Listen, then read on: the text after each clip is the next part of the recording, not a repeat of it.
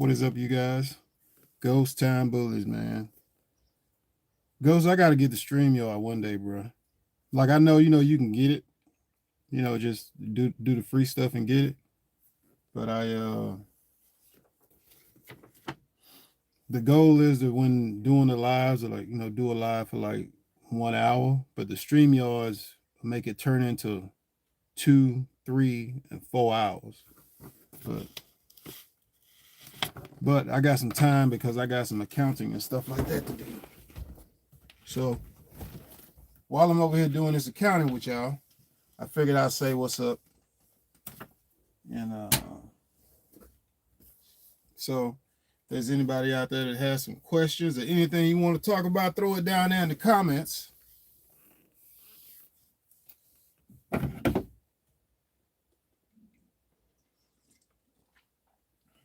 But Ghost Town, man, what's been up with the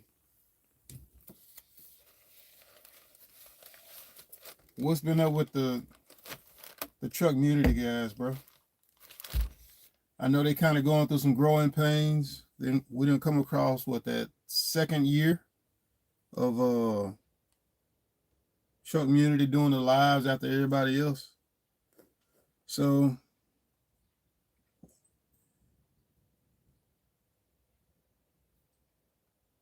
it's one of them type situations. I couldn't tell you. I know. But yeah, man, it is what type situations. All right. But other than that, man, everything's been going good, man. God is good. I'm blessed in a situation to be able to do what I'm doing and to be able to be in a position that I'm in now. It's hard work. It took hard work to get here.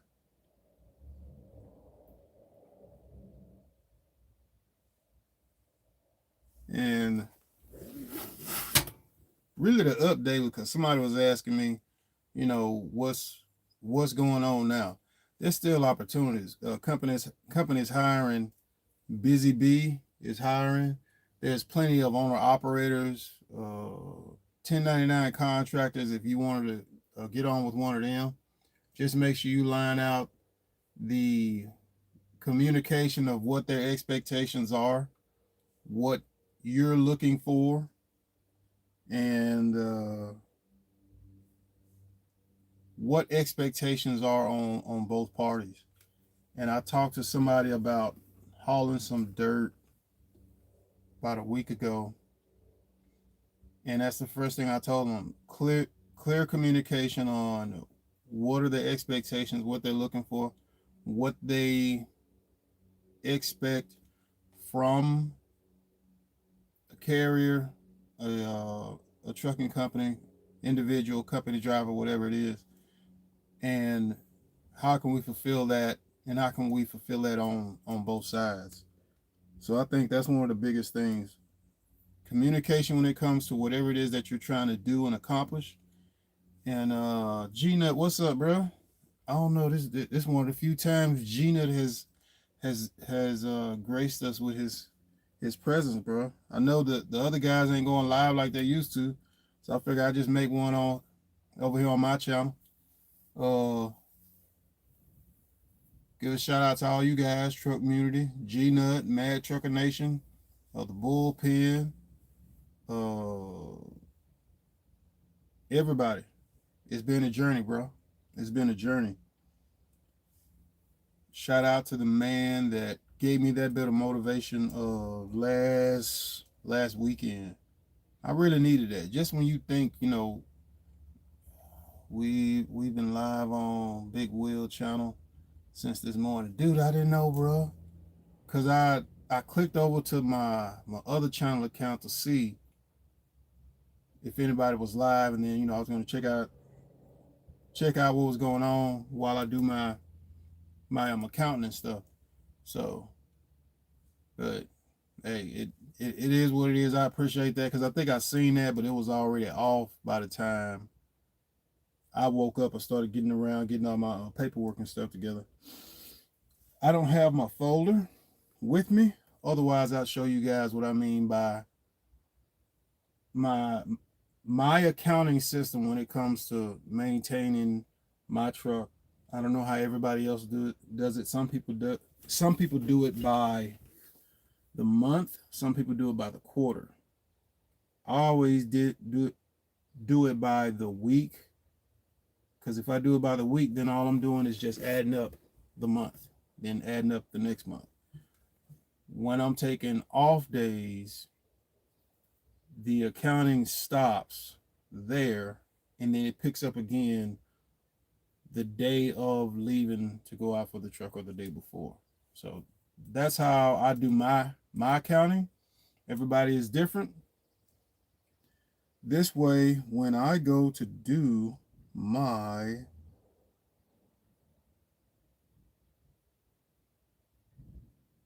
when I go to do my taxes, it's easy for the it's easy for my tax preparers. They can all see it. Um,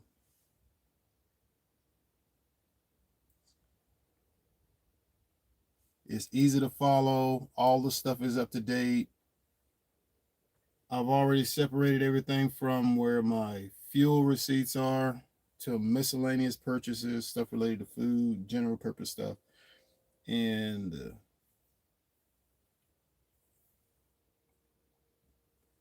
hotel stays. I only separate them in those three. I usually put repairs and parts together, and then all of the other general purchases and stuff like that. I put all of those together.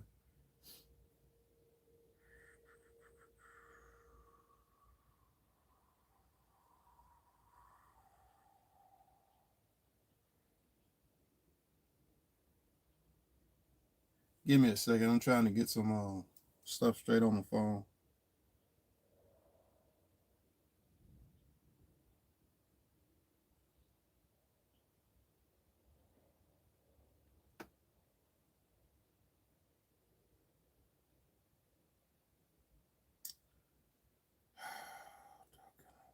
Man, it's got to be somewhere. But if any of you guys are out there that are watching that have any questions, anything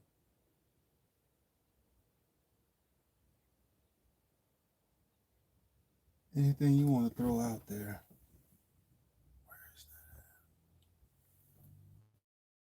all right. I just bought a mini scanner to scan all my receipts and documents. Now, I'm trying to think. I know I got a printer at the house because I had a printer in my white truck. I don't know what I did with it. I might have gave it to a relative or something like that.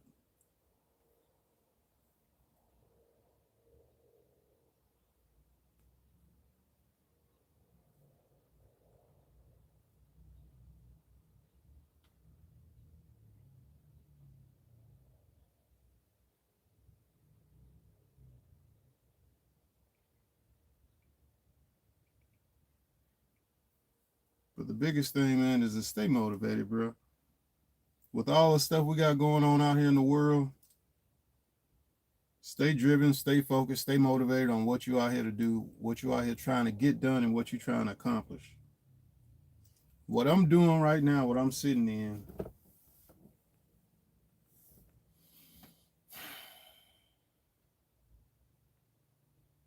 this was a journey that I heaped upon myself that I knew it could go a myriad of different ways, and I had to be prepared for them, and I have to be prepared for them either way, whichever direction it's going in.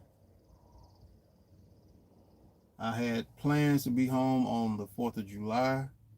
That changed because this situation changed, and some stuff with the federal motor carriers, the FMCSA changed, and they updates and stuff kind of messed up, and I couldn't foresee that part. So that's the biggest thing that I've been working with now is the backlog of having to wait on the government's system update of stuff, because I've got stuff pending on there from two weeks ago, 3 weeks ago, because I started submitting stuff in May. And if I'm not mistaken, I think I actually did identity verification stuff back in April before I left. Anyway, it's neither here nor there. But is there money in the oil field? Yes. Are there opportunities in the oil field? Yes. Can you accomplish quite a few things in the oil field? Yes. I'm evidence of it. The CDL takes you a long way. That new motor system. Yeah, bro. That new motor system is something else. I think for people who, maybe if you're doing it new for the first time, maybe it'll be smoother because all of your stuff will go in at once. But if you're coming from the old system, having to move your information over to the new system, it may be kind of a headache. Versus if you were, I had to put a,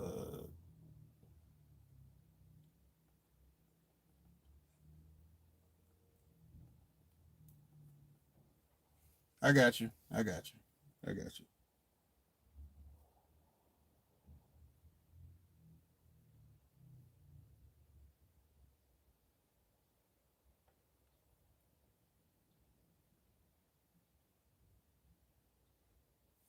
But as far as the oil and gas industry goes, what's going on up here? What we doing? What it's looking like? The sky's the limit. While that whole thing with Iran was going on, I kind of figured like, okay, Iran should be able to push this out for a whole year, but also,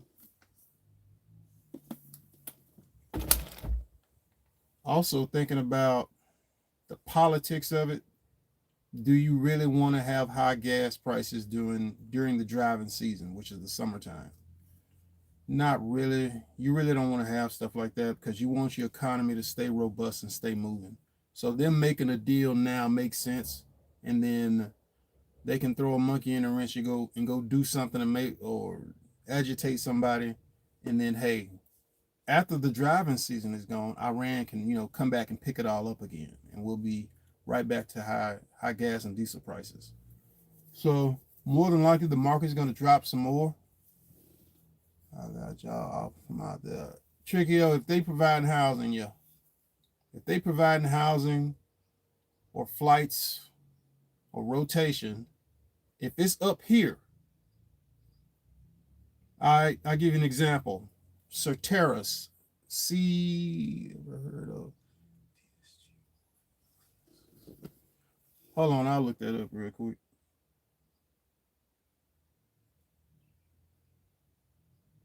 Guys, give me a second. I'm looking up some oil field stuff for one of you guys.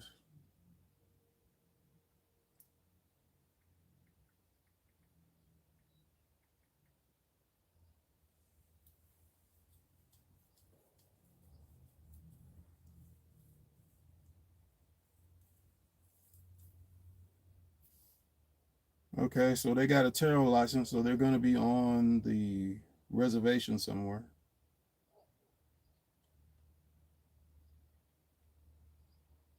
It says they do hydrovac, they do water hauling, they do roustabout, they do hot shot trucking.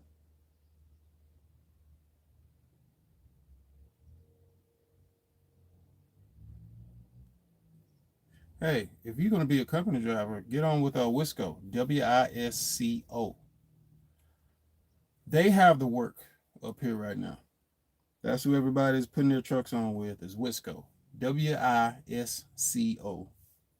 Another one is Walla Trucking. Another one is Precise, and I think it's Precise Energy or Precise Oilfield Services or Precise Transport or Precise Logistics. Just look up Precise.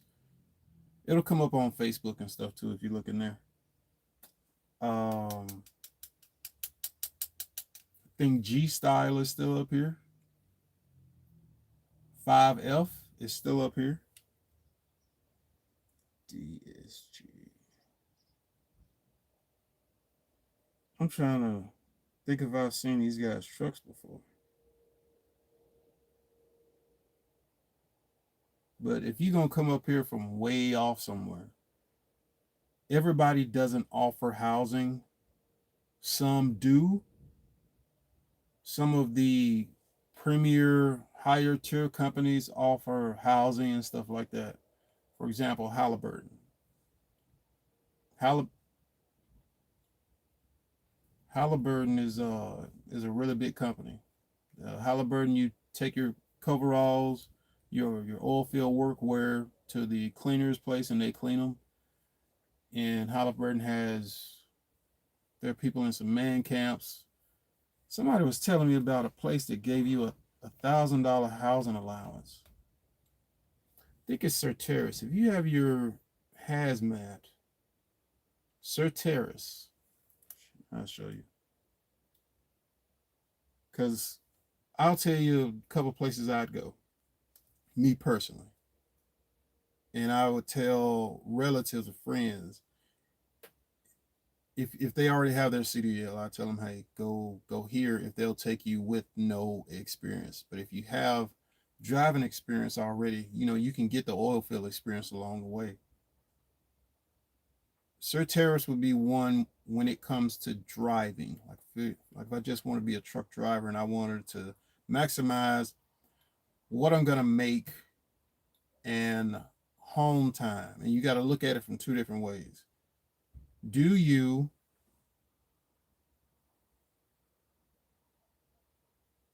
or are you going to live up here? Or are you going to commute during your off days? Certeris.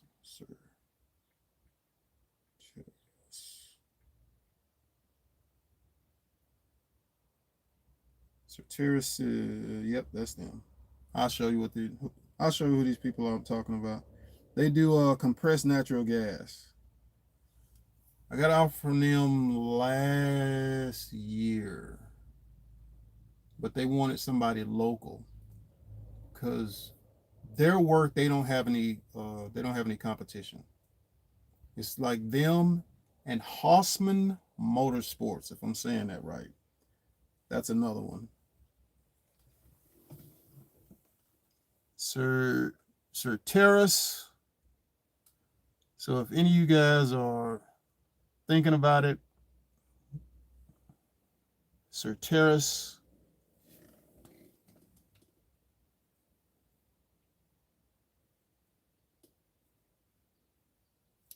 I'll put it down there in the chat. That'll knock out two birds with one stone. So if one of you guys is thinking about or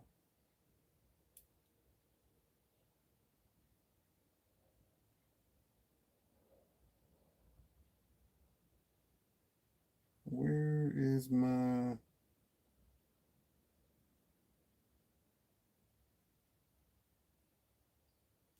give me a second because I can't put it there, but I could put it. Should be able to put it from here.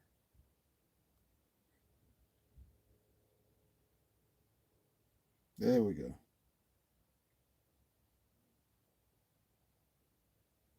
Certeris CNG. That's it. So if any of you guys are interested in applying at this place, you can check this place out.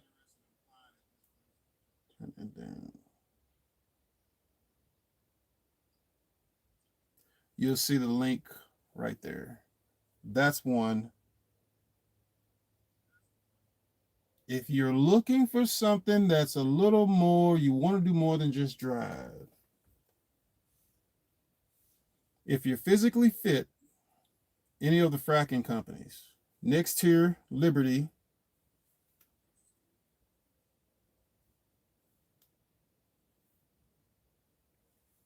Liberty Oilfield Services.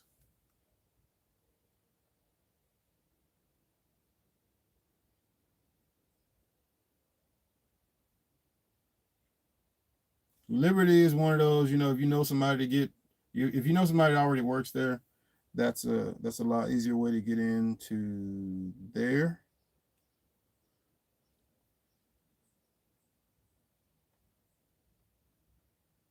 But that's if you want some more physical type of work, and your CDL is required unless they've changed things.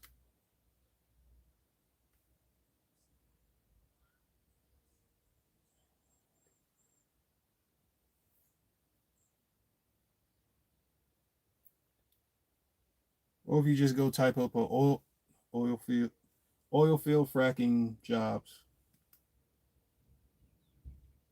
and some of these places are going to be between Pennsylvania, Texas, Oklahoma,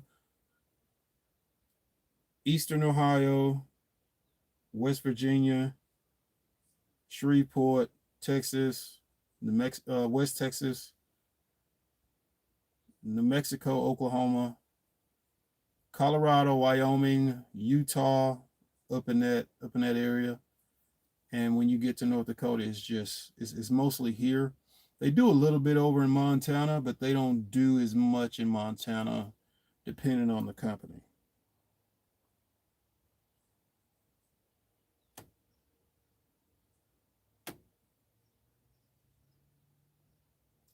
And also, job fairs are another good way to get on to the oil and gas industry, especially if you can time it. Up here, they have been having a. I missed what you said, Ghost, but up here they were having a biannual job fair. They were having one in the spring, then they would have one in the fall. But I could tell you, bro, it's a lot of people up here, bro. I've been talking to the people who've been here. Um,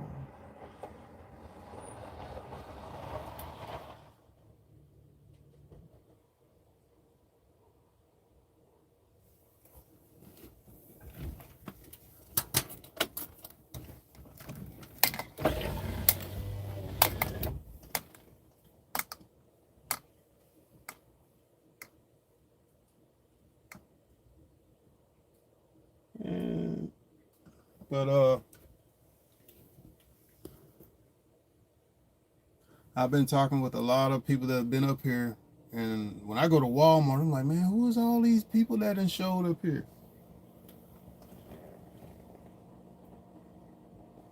What's up, dog? What's up, man? Shit, went garage selling this morning. Fuck, we hit a lick, bro. We hit a motherfucking lick. Hold on. Yeah, we hit a motherfucking lick, dog. We ended up getting, we ended up getting two hose. You know, one with the three prongs, and then one with the flat for the ground, for the dirt and shit. Yeah. We got that. Two of those. We got a rake. We got a long ass water hose with a faucet and a sprinkler. We got a gas powered fucking weed eater. She's got like 7 pairs of shirts, 2 pairs of jeans. That's because North Dakota. Some brand new Nikes Jordans in the box. You could lick the bottoms. Motherfucker retail is $180, $190 for $60. When people are ready to go, they ready to go. Or when they just get rid of stuff. Every weekend is good. Every Saturday. That's what we've been doing. If I'm off, every Saturday we go around garage selling. We hit 5 of them up today, and we got all that for about $100. All that shit, $100. I'm doing a yard right now. I got the weed eater, and then I got the Blackstone in the backyard. And I'm like, she's like, oh, I said, what we doing for dinner? She's like, I don't know, let's do some chicken fried rice. I said, why not just grill some chicken and you make fried rice? We have chicken fried rice. Yeah. You know? She's like, what you gonna grill it on? I said, the Blackstone. You can see all the rust on top of it. You gotta clean that motherfucker. So I turned it on, got it hot. I got scrub pads. I was like, you know what? I got a drill in the truck. Yeah, just sit there and I'm gonna get the grill, and I'm gonna go to Runnings or Ace and get one of those attachments with the wires on it. if you do that, make sure you wash it out real good. Yeah. So if they got any of those little metal Yeah. that come on. Yeah. Oh yeah. Yeah. So that's why I was like, I'm about to just get the grill, because I'm over here like, fuck, man, fuck, it's a motherfucker. It's got a lot of rust on it. You talking about the Blackstone you got on there? Hmm? Oh, you got a I got a different big ass Blackstone in the backyard of the house. with a propane tank connected to it. I'll bring you some food. Cause I'm gonna get my whole stuff set up. I just gotta decide what I'm gonna do with the refrigerator. I just don't want a refrigerator that big. Sell it. Sell it on marketplace. Or if I do, I want a refrigerator that's got cause I like them microwave vegetables, but I like to put them in the air fryer. Oh yeah, them is good. Them is good in the bag. Yeah, them is good. Them is good. I don't use that microwave for that. Nah, but they're in the bag for the microwave, but you put them in the air fryer. Fucking fire. And then put some chicken off in it. I found a cooler that fits underneath my bed. One side is the refrigerator, and the other side's the freezer. $199. Where? And you plug it up to your inverter. I'll send you the link. It's on Amazon. Okay, because that's what I want. I'm about to buy that. Freeze on one side. Yep, and a refrigerator on the other side, and it's a cooler. It ain't got to be real big. Wait, let me see. I'm gonna send it to you right now. Hold on, because this girl sent it to me. She was like, "Did you get all your stuff?" And I was like, "I don't know yet." What's that? Where is it at?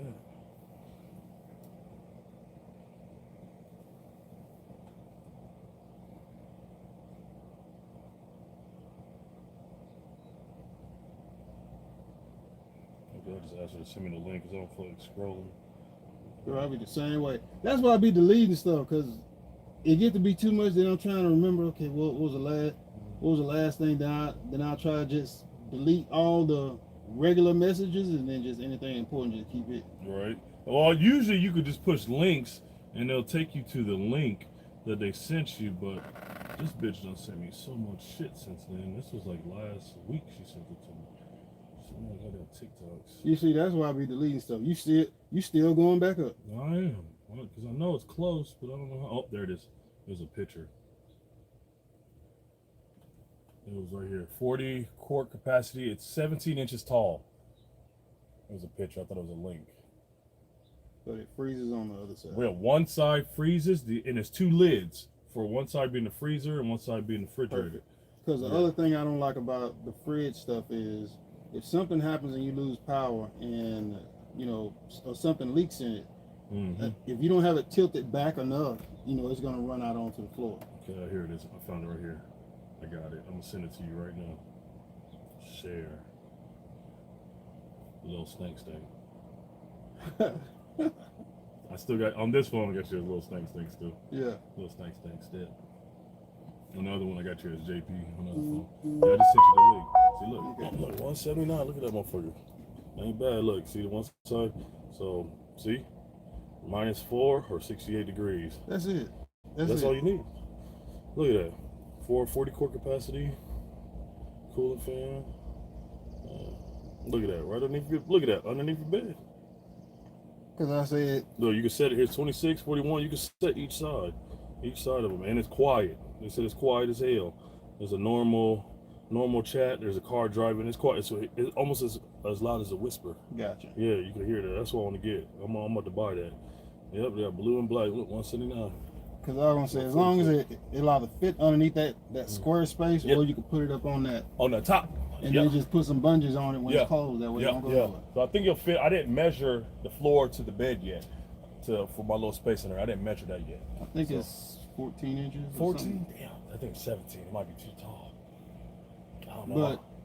But it'll go on the top. Yeah. It'll fit on that top corner. Yeah. Perfect. Yeah. I think so too. All right, I'm gonna get this drill. I ain't working yesterday or today. He said, you know what? I was stressing, and it was like, you know what, Ray? Get some rest.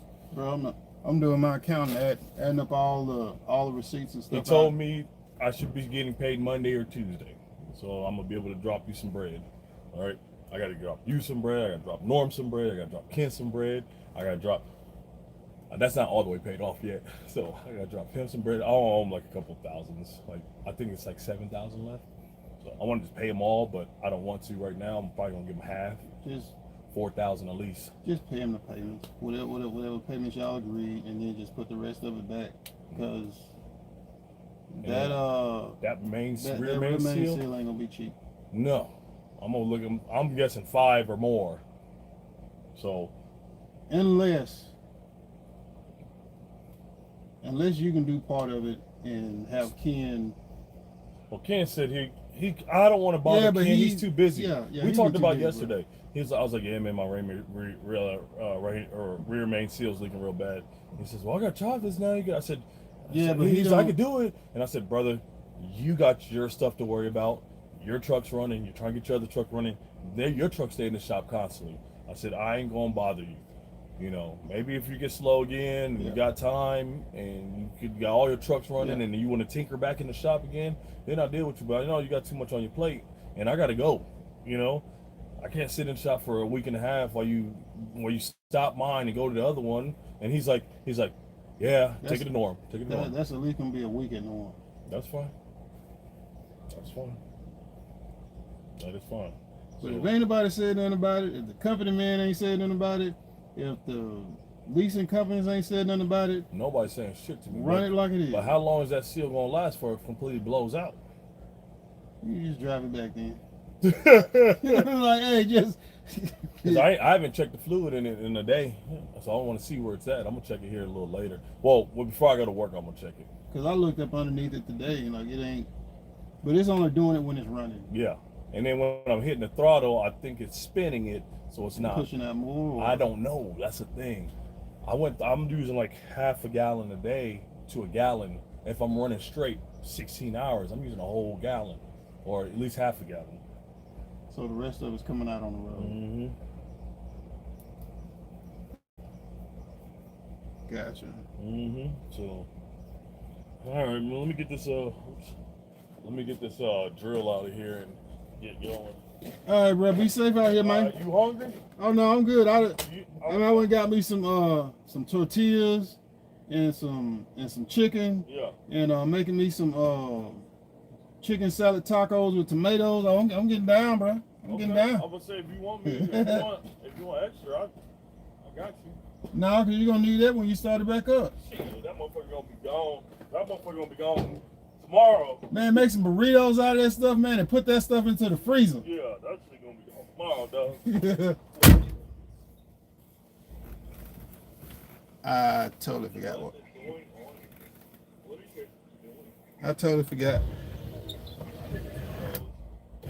I totally forgot what we were talking about.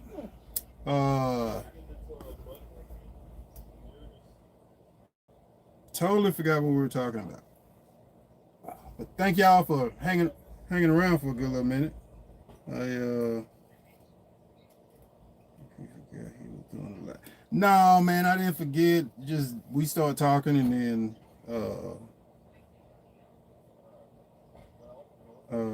shout out to the ladies of the Oilfield. It ain't that many. It's a few. It's a few.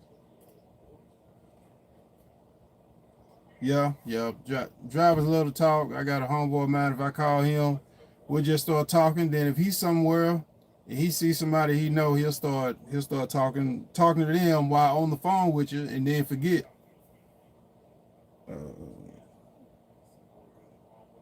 But shout out to all you guys. Shout out to Ghost Town Bullies. Shout out to the After Hours Show. Shout out to CEO Trickio. Shout out to Mad Atch 01. Where you at nowadays? I'm back in the Bakken. Mad Atch 01. I'm back in the Bakken, North Dakota. Shout out to G-Nut 9725. And shout out to the rest of you guys that have hung out and stayed in here. I really appreciate that. We were talking about the oil field just a minute ago. I mentioned Halliburton.com. Halliburton, if you decide to go apply. If you decide to go apply at Halliburton,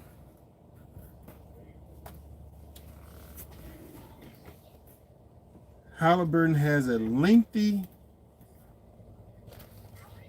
application process, and you have to go through the entire thing.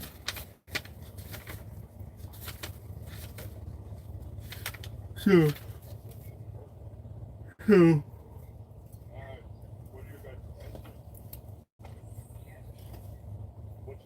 I said it's not key. Hold Hotel receipts.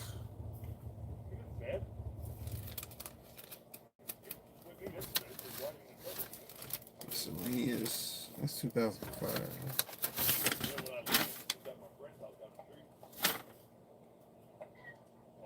I could use this, but damn, man, forget where I was going with that. But I was saying who I would go work for if I'll just break it down this way. If you want to make the most amount of money, you can go do 1099. You can go do 1099 driving and anything that gives you the hours.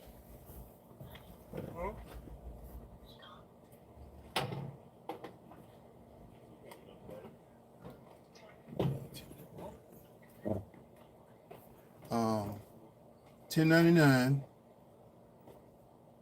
and the rest of it's going to be hours. You're going to be trying to get as many hours as you can. Up here now, $30 an hour is about the close to the going average starting out.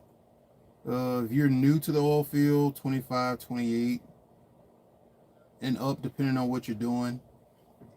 To Trickio, if you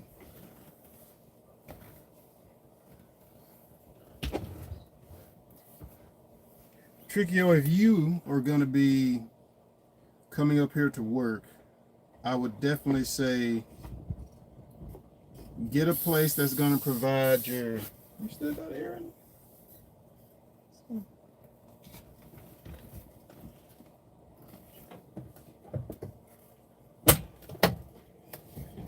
Hey man, you could have done. I mean, you could have done without eating that, bro. Fuck you, man. Hey, man, that's why I stopped buying it, bro. I had to leave the things out my truck, man. They ain't addicted, man. Hey, that's why I started getting it. I was like, hell no, man. I ate one. I say 2 of them since I've been here. 2 of them. Hey, I reckon I went. See, I messed up when. They ain't at the house though, so that's Hey. why they ain't at the house. Hey, when you left that box in there, man, at the end of every day, man, like I see him, like, nah, I ain't supposed to do that. I ain't supposed to do that. Then one day, truck stop was closed. I'm like, damn, that's the only thing in here. I mean, I ate one. And then you ate Then I ate another one? another one. Then I ate that third one. I said, all right, I'm going to sleep. I mean, now I got that sugar in me, like, damn, I can't sleep now. And you ate another one? You ate another one, didn't you? Hey, man, after that, I'm like, man, I can go buy the dudes about 100 bucks, man. Then I went and bought some, Yeah. and then I just emptied them out the box so it wouldn't look like I. Oh, shit. Oh, shit. I had to leave that stuff alone. Hell yeah. All right, man. All right.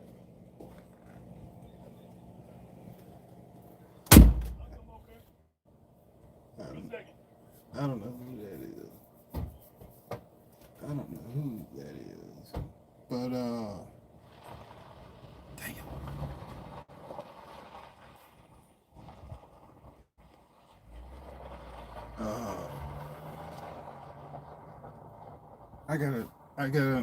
I gotta put this stuff together.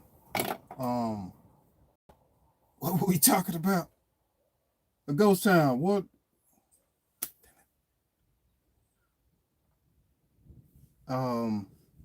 What was that?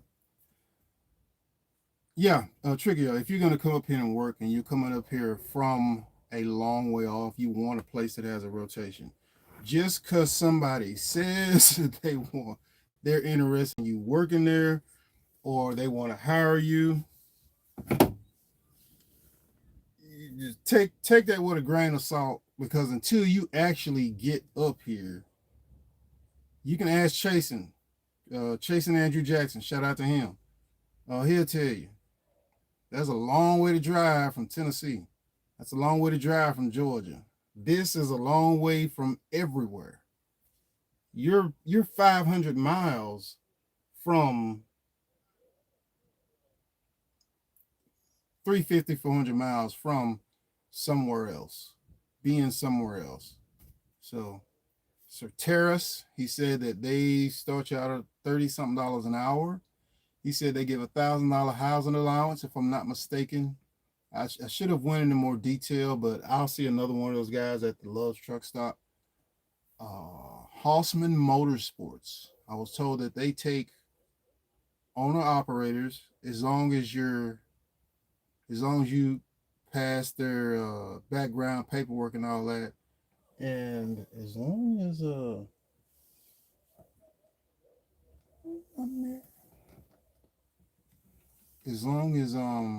your truck can pass their inspection and your truck looks good.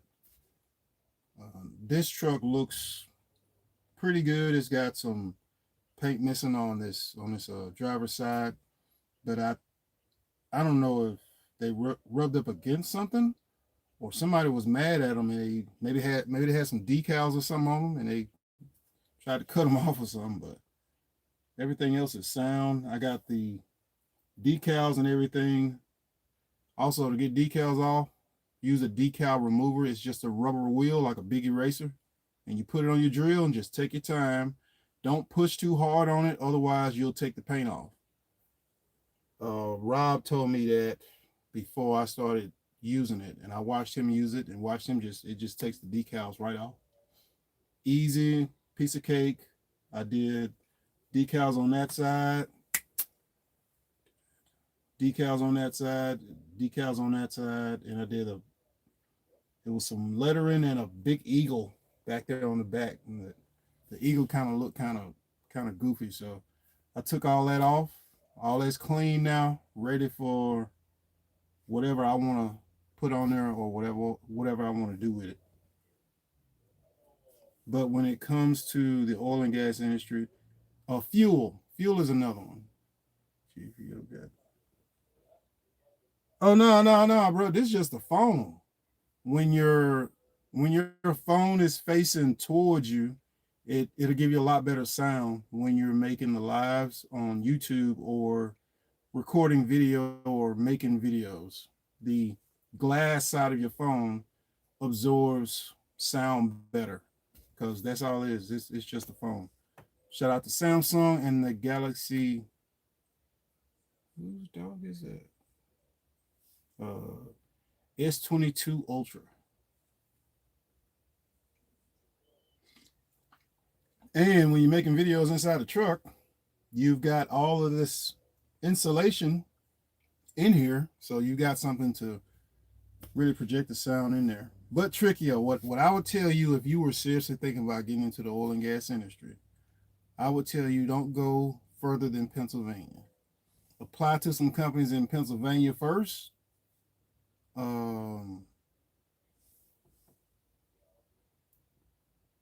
Oh, you did. That conversation wasn't for y'all.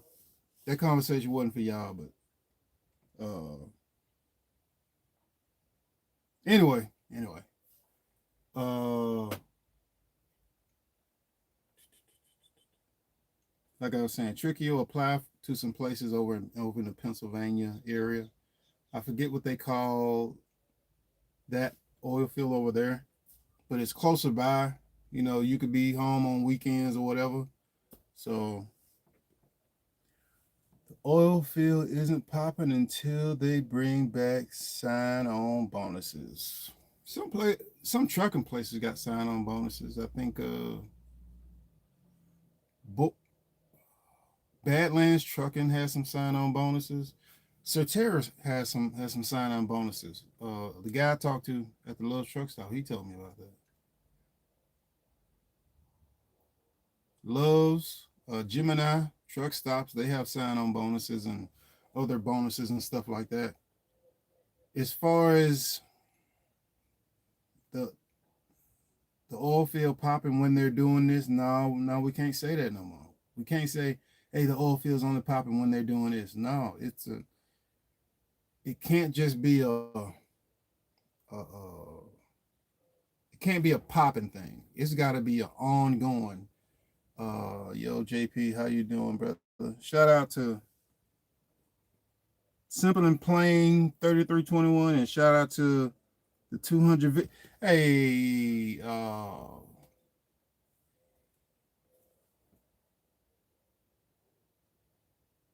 you can just answer yes or no. 200 Visions. You still over there? Yeah. I wasn't gonna say it on here, but you still over there? Or over there, down there at the same place? Dude, I left the day before Christmas, bro. I left the day before Christmas. I said, nope, nope, nope, nope. I've enjoyed the people that I work with. I like the history that I've got with them. Simple and plain. 33 says, I've been following you since my days in West Texas, Oilfield back in 2017. 2017. 2017. Yeah, 2017 is where I left Purity Oilfield Services, and I was thinking, I'm still a young man. I can still get out there and do all that frac stuff. And I went to go work at Cal Frac. And about 6 months there, it was like, nope, nope, nope. And I got sick, and I had to go to the hospital and have some treatments and stuff. So that on top of it, just kind of just said, nope, nope, you can't do that no more. Then after that, because I was sick for a while, and I think I took about 8 months off, and got some treatments, got way better. Then I came back to the oil field, and that's when I got on with Patriot. And I was at Patriot until they closed the doors. Literally, me and Tyler were the last people to walk out that gate when that guy closed that gate.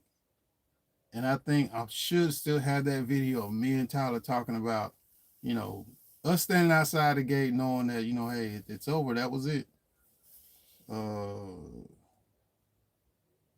I think we had already taken everything out the yard to the auction and all that kind of stuff. None of that stuff is on my YouTube. That's just my memories and stuff. But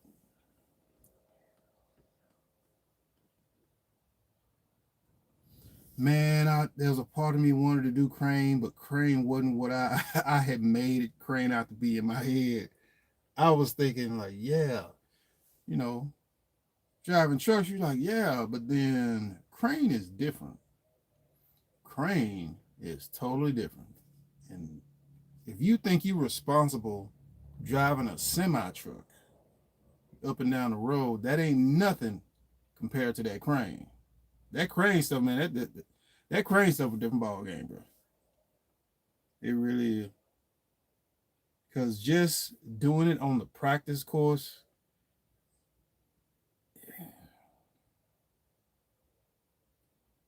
it would take more time than the time that school gives you. Versus if you worked at a place that had a crane and you could get in it and get used to it, that's one thing. But most places, they're not gonna have that. It's not like a semi truck. All these companies got semi trucks. You can go get in it. Nowadays are different because you have to go through the school. But before that, man, everybody had a semi truck. Go drive it down the street. Go figure out the gears and stuff. Don't tear nothing up and bring it back. After you've done that a certain number of times, okay, you could drive. Now you just got to remember the stuff for the test and stuff like that.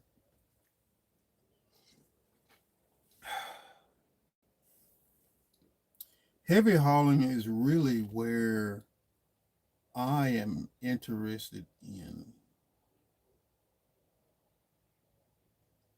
Heavy haul, step deck, flatbed. Dry van's cool, but really, it's either two things I want to do personally: nitrogen, pump nitrogen, or heavy haul. I got a truck that'll do heavy haul. This drivetrain will do heavy haul. The motor, transmission, the rear ends are a bit on the light side, and the rear ends, I think they're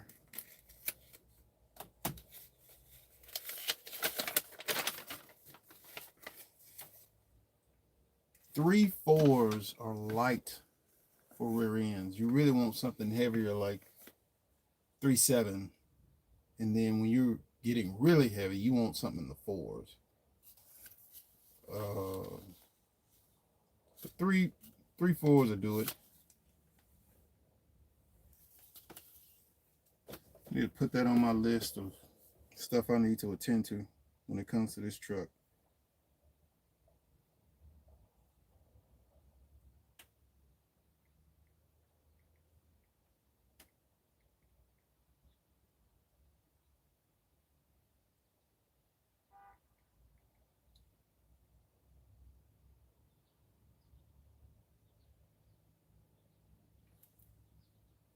Anyway,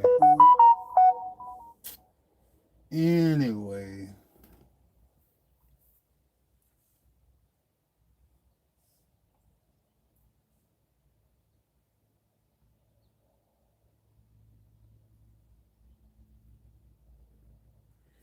that's really what I've even looked at a couple trailers, but my immediate plan is just run here, just run this state. That's all I want to do for now, and then find a trailer because I was looking at that last time when I bought my first truck, and I looked at the price of trailers. They had a few around here.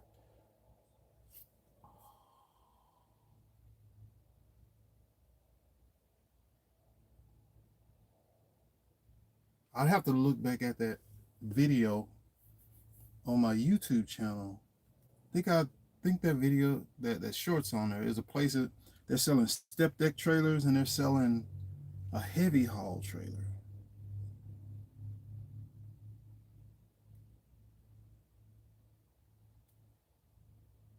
I'll do it later. I'll do it later. But they're selling trailers. I don't know how much they were selling them for, but they were good condition trailers. They use them to haul crane weights, other stuff related to the cranes and stuff. And I remember he said they got 2 or 3 trailers, and I looked at 2 of them because he said the ones for sale have tags on them. And I walked around it real good, made a video of it so I can look back at it, look back on it, and think about it. One of them I like more than the other one because one of them was all steel, which is heavier. The other one was steel and aluminum, and I think it was 2 spread axles, step deck. I don't remember if it had the ramps on it or not, but the other one had ramps, and it was a sliding tandem. So you got multiple options. Also, if you've ever done winch truck is really big in the oil field because they're moving stuff all the time.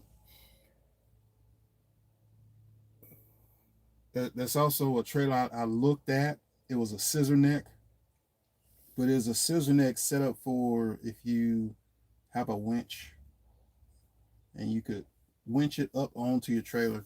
And I watched a guy over at the place I want to have some work done on my truck.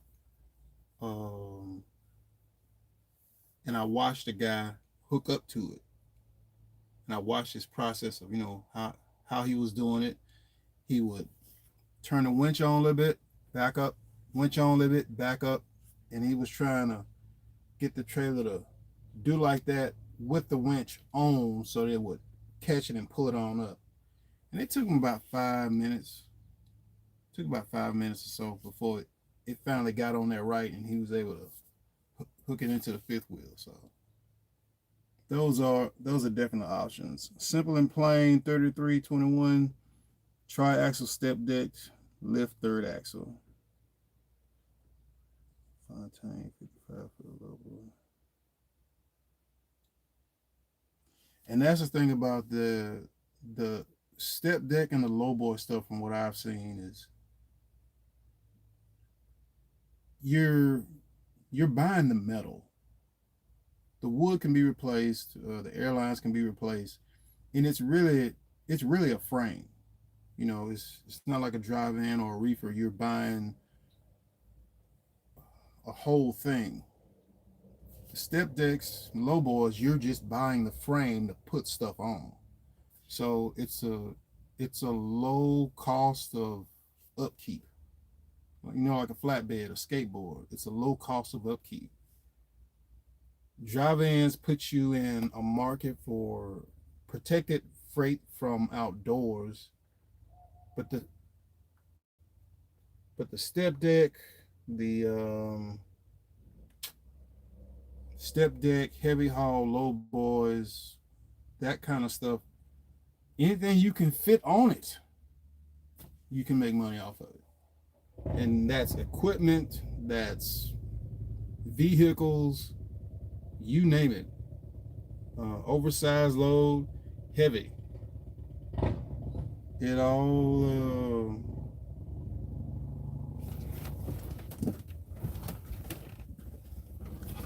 money. So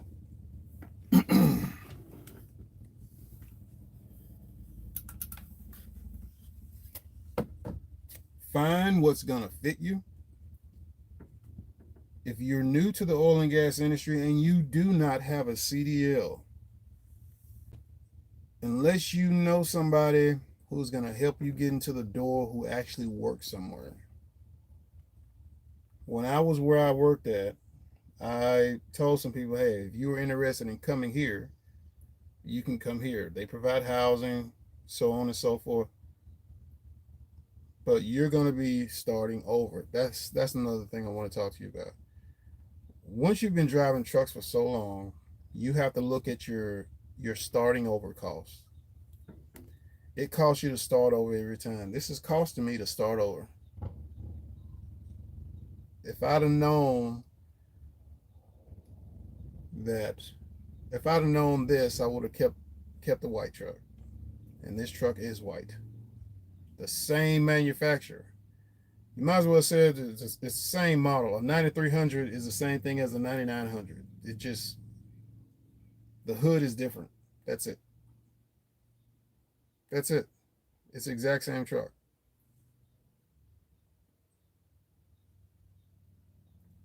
The difference is this truck is not claustrophobic the way that first truck is a little claustrophobic, you know, but it's got more space than a flat roof truck, which I can't do flat roof trucks. As a company driver, you know, going home every day, that's fine. But as as something I'm gonna own, it's gonna be mine. I got to have that stand up height. It's not claustrophobic. I got all the space in the world. If I wanna, you can almost put a third bunk up here. But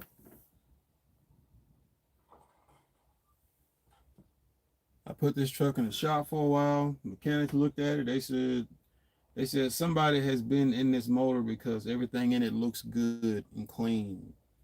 Like it. He said out of his own words, this motor looks like somebody's been in it and they've done some work to it. I'm like, great. That's the type of stuff I want to hear. You know, something reaffirming that, hey, this was a good purchase. Because it's trucks, and since we're talking about trucks, we'll talk about truck purchasing stuff here in a minute. But purchase a truck in the summertime versus the winter, any in the truck are going to be more profound in the summertime than they will be in the winter. That cold kind of holds the odor down. So if somebody smoked in it, they had a dog in it, well, they were unhygienic in it, those odors will come out in the summertime as the truck heats up and it starts getting hotter. So that's something to think about. Look at the condition of the truck. I would tell anybody, I can show you, since I've had this truck,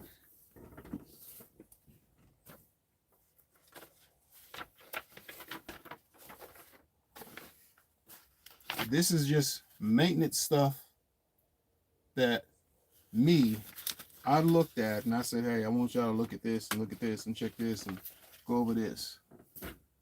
And so since I've had this truck, and that's gonna stay with the truck. That's part of the truck's history. You know, wherever this truck goes from here forward, any and everything related to maintenance, all of it goes together.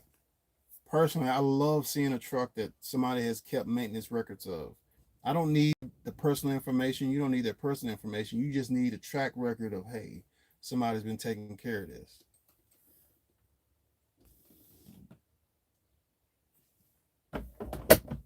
3 4 gears. My weekly take home is 17.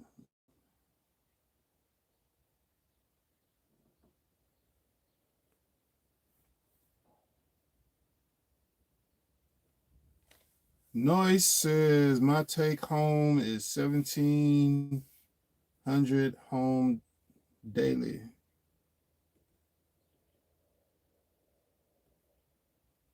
Are you Noise? Are you saying that's like, can you be more specific? You got to get some information on stuff like that. Um, like you're doing heavy haul or you're doing, help a person out.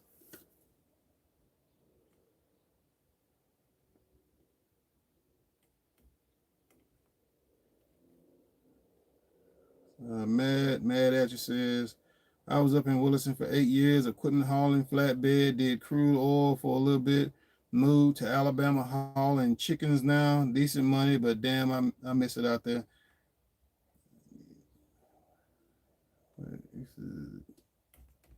Okay. I got you. I got you. Shout out to Mad H One. Shout out to Simple and Plain 3321. Shout out to Noise. Where the money at? My weekly take home is 1,700. My weekly take home is 1,700 home daily. Okay, I got you. You're home every day. It may be your area, but that's a big thing to have to you have to cross that hurdle if you want to. If you're willing to move or go somewhere versus wherever you're already comfortable at. Nah, they ain't really got a lot. Lot lizards are kind of a thing of the past, man. I think lot lizards are all on they all on the apps now. They they all on the apps. They all on Facebook date and Tinder and Plenty of Fish and all that kind of stuff. Most of them. Uh, if you got your hazmat and you're willing to,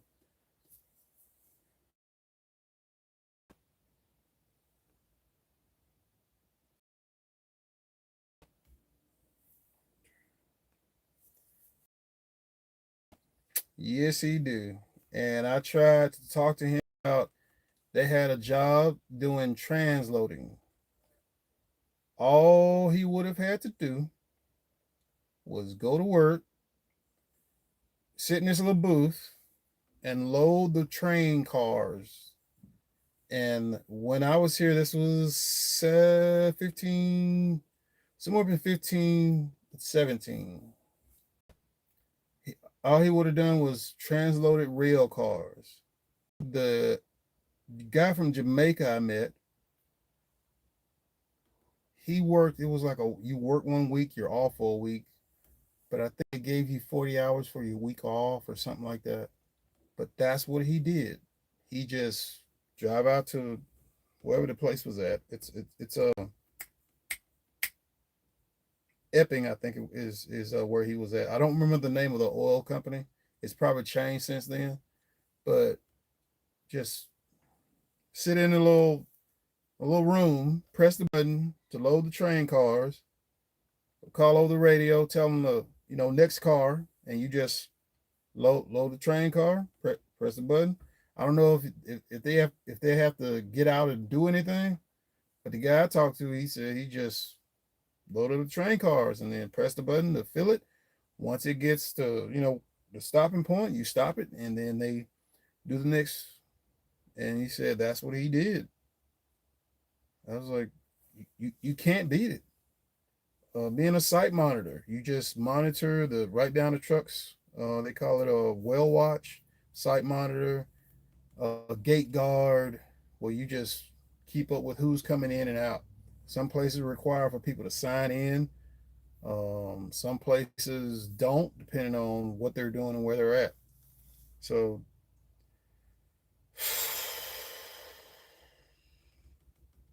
a lot of that type of stuff is usually whoever's doing that is not going anywhere. Most of them that have that type of jobs up here in the oil field, they are here. They're not going anywhere. That's like that the guy who does the disposal up here, 85 north of Williston. That guy's been at that place 20 years now. I think it's probably over there. He said he started working there when the boom first started in 2005, and he just goes out there, gets the tickets, gets all the tickets together from the other water disposals, check stuff, make notes, any spills, anything that needs to be repaired, and that's all he does. Something needs to be fixed, they call a mechanic to come out there and fix it. He just maintains the functionality of the water disposals. That's all he does. I don't know what they call that, but there's some easy retirement type money in the oil and gas industry. A lot of it is just it's going to take time to build those connections. I don't drink and I don't go out to bars. So a lot of connections that I could be making, I don't, cuz that just ain't my that it just ain't my thing.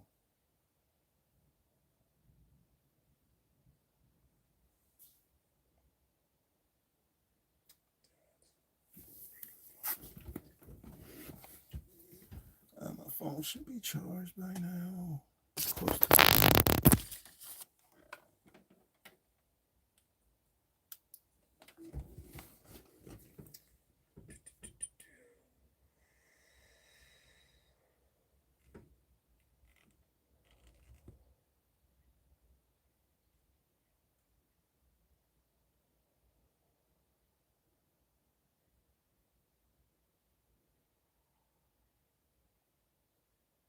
if you're at 120, if you're above 100 a year, you're doing way better than the national average. And that national average in the United States, I think a lot of that is really inflated. I really do. I really, really do.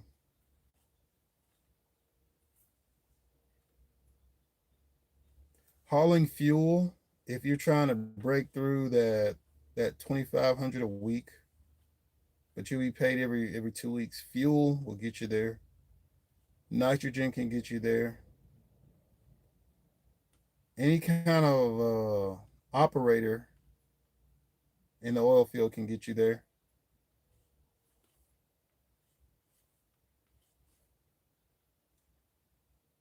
Naturally, crane can get you there. Supervisor can get you there. Running your own truck can get you there. Running your own truck, you're going to run into the expensive fuel and maintenance, especially maintenance if you are not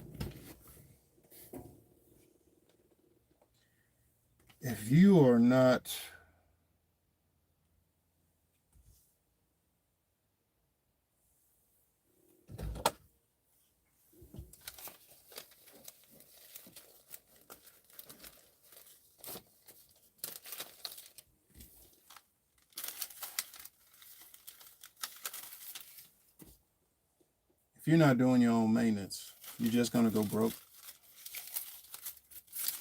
Chandler told me this a long time ago.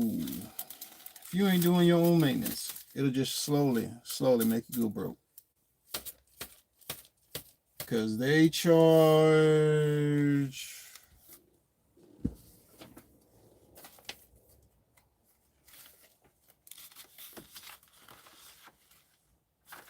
$185 an hour. $185 an hour.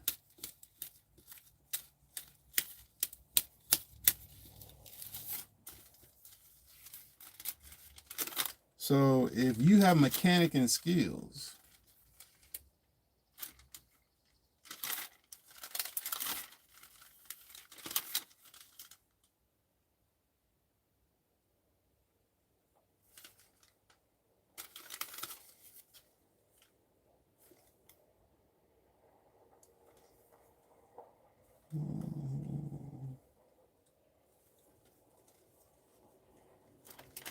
if you have mechanicing skills, the oil field is where you should be at if you're trying to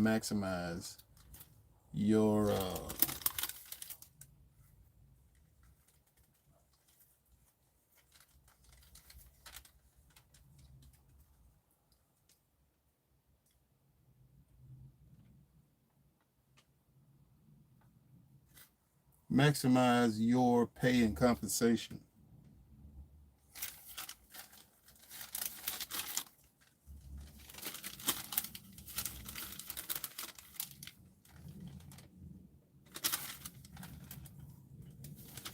Because one thing about the oil and gas industry, it has to be here. It has to be here. There's no question about it. None of you guys are riding around in your cars using none of your stuff that's made with plastic. Nevada gold mine was 120K a year. I was at 120. I make three more an hour hauling chickens than they pay at Love's down here. Yeah, like this, it's different depending on where you at. It's that's just the way that part of the South is. They know it's more people and for more demand for work than there is demand for people, or however I need to be saying that. You know what I mean? But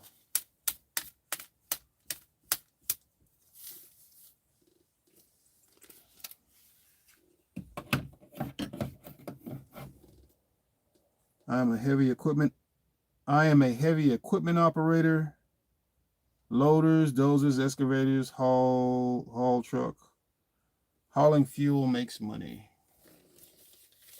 Hauling fuel makes money.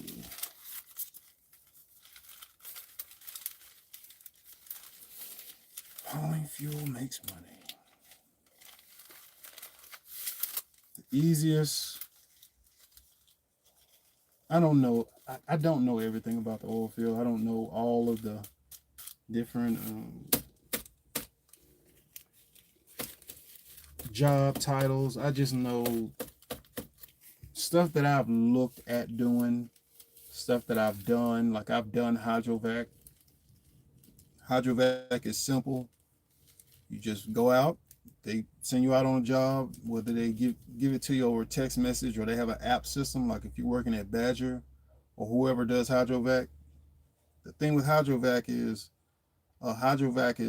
nationwide. So once you figure out how to operate it, like, it take you a month, probably less than that. Once you know how to operate and what they're doing, what they're calling for, it's some of the easiest stuff to do. You probably get dirty because you have to use the wand to break up anything that you're trying to hydrovac out. That's whether you're trenching or if you're cleaning out drilling rig pits or anything like that.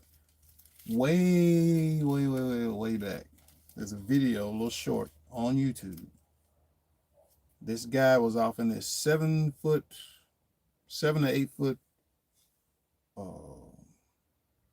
wash bay trough, and I knew what that stuff smelled like just from washing trucks in the wash bay. But he was off in there using a squeegee to push the stuff along so they get sucked up in the hydrovac. And let me tell you, H2S was in there.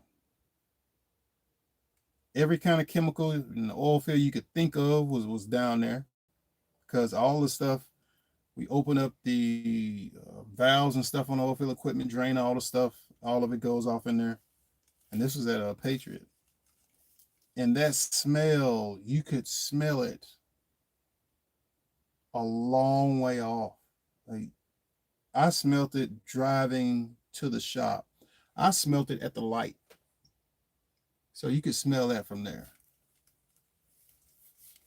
That's how strong that stuff was. And it absolutely had H2S in it.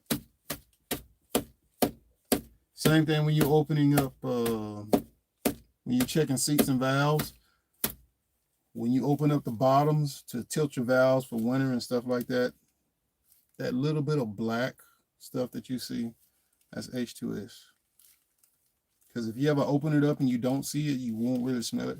But if you open it up and you see that little, almost look like black film or whatever, that is H2S.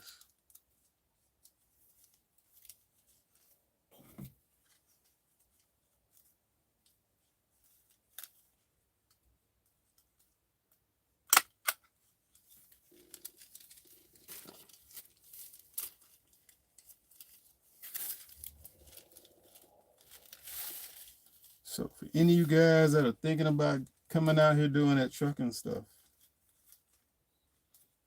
have more than one option. If you're looking at a company, some places have housing, they just don't tell you because they don't want people coming there for the housing. They want people who want to actually come there and work.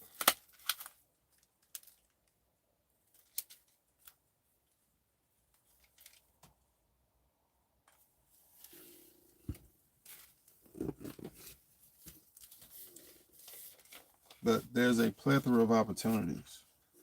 You'll hear people talk about, they'll say, man, the oil field ain't paying what it once was. Just ignore them. Find where you fit in this. Somebody will say, man, it was making, find where you fit. Man, they don't find where you fit. It's not to find where you fit.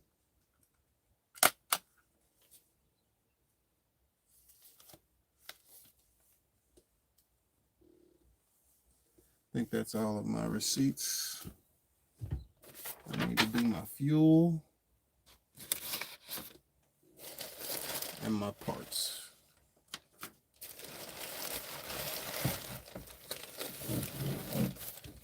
But shout out to all of you guys that have been hanging out with me today. I haven't made a live in a while because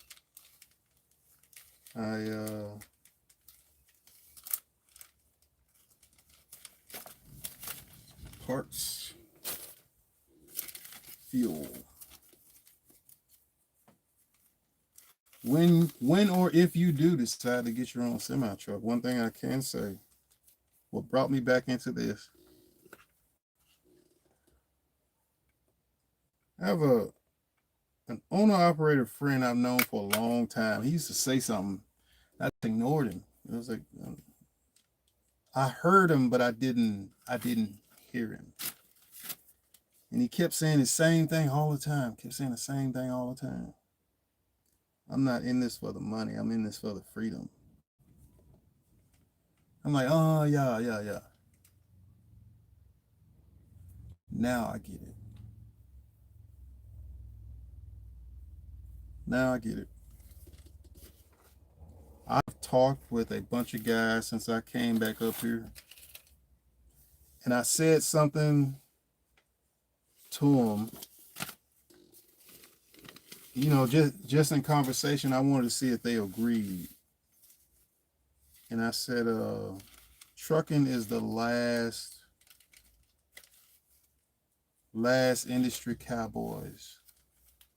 We're the last roaming the country free. Whether you're a company driver, like Ghost Town said, you can't get time back. I can't get 5 years of working at Sanderson Farm back.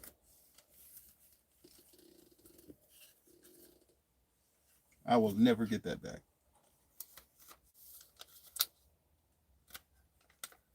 Now, if you have a career field that you are at peace with and you get enjoyment out of it, but if you got something to where you waking up in the morning and you don't want to go hear these people's voice getting on your nerves and such and such, such and such.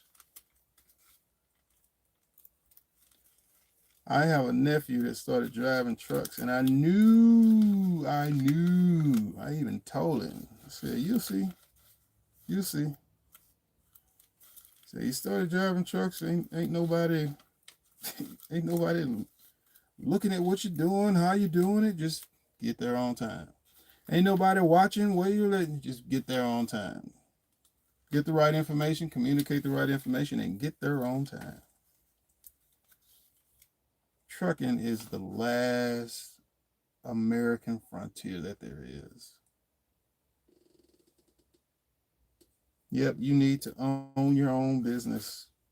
Nothing like that CDL in the trucking industry. You can reach out and grab, take hold of, and wield it like you have a sword to cut through the white noise of trying to get your plane off the ground.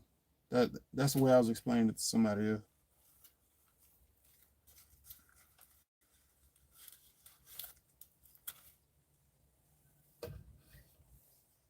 The oil field allowed me to get the plane off the ground a little bit more, a little bit better. But really, in all honesty, my CDL is really what allowed me to get the plane off the ground. I've talked to friends and family. I've talked to quite a few people I went to school with. One in particular, I stopped going around him because the last time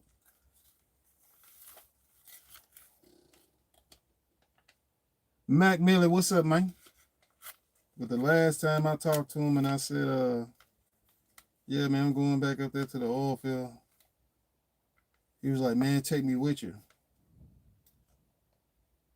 And when he said that, I thought to myself, if I take you up here with me, I'm gonna have to be keeping up with you.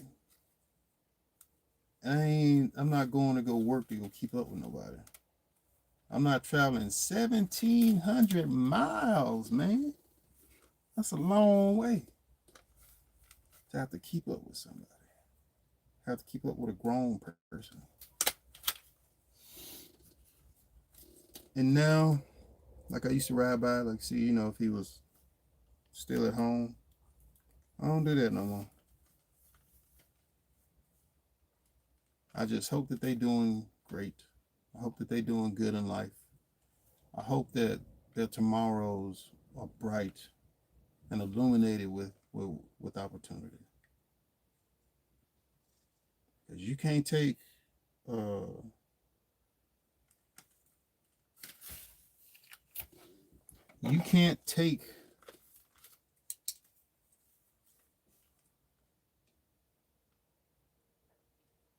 can't take nobody with you. You can show them the way. You can have small talk. You can have small talk about it.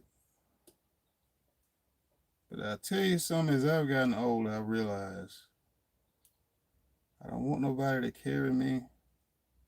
I don't want to carry nobody else.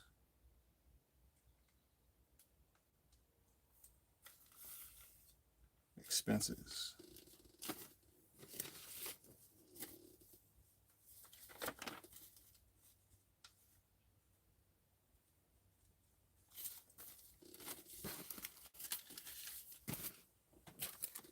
Uh,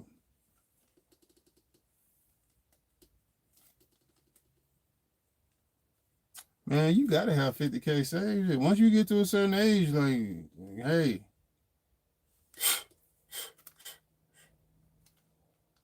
once you get to a certain age, you should have 50, 100, 200, and then it just keeps going on. It keeps going up the older you get. We are in the United States of America. This is a working country. This is what we do. We work until we can't work no more. We grow, build, do whatever business, blah blah blah, until you can't do it no more, and then you go sit down. Unless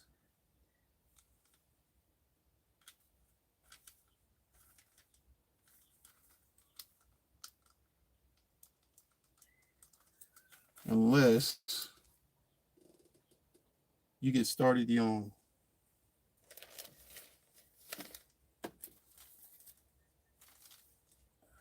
I've told everybody I've met, hey,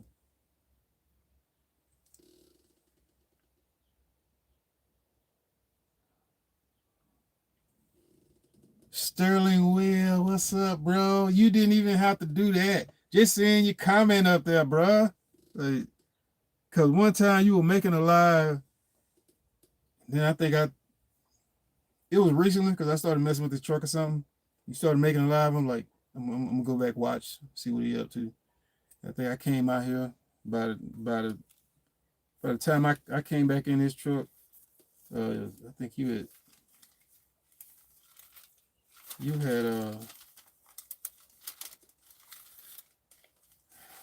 you had finished doing your live video. And I was like, doggone it, I missed it.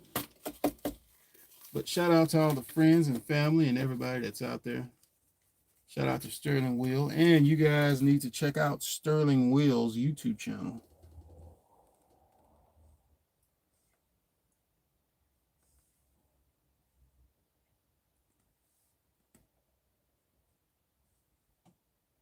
Sterling, man, you've been making videos for a while, bro.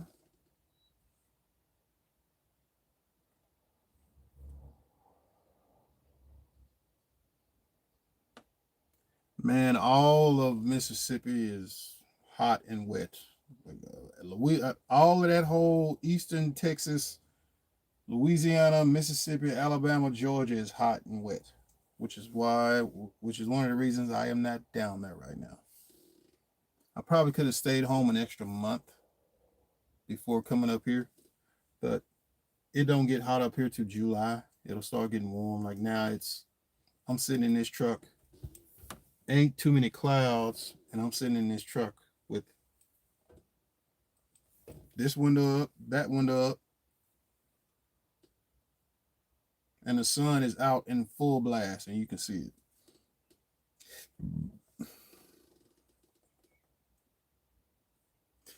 Sterling Will says he's moving to Minnesota soon. Really? Really, Sterling? Really? Minnesota? You probably have friends and family or something like that. But that's another thing that brought me back to trucking, man. I want to be home when I want to be home, and I want to go where I want to go. And I thought about applying at this place that I know some other former coworkers that work over here. I know a couple of places, actually 3 places, because some work there, and some work here. This is the first time I've ever done what I'm doing now. I just came up here completely cold to start it from nothing. Like literally. I started this from nothing. Just let's just go up here and make this work. Usually, if I was just going to work somewhere, I would have already had 3 options. Then out of those 3 options, had one already lined up, and then start with that one, and the other 2 as a backup just in case. But I was at home and just got to thinking to myself, manhood comes with a price, and every man's got to be able to pay it. And you also need to keep your knife sharp. Your tools need to be sharp. Your instruments need to be ready. Up here too.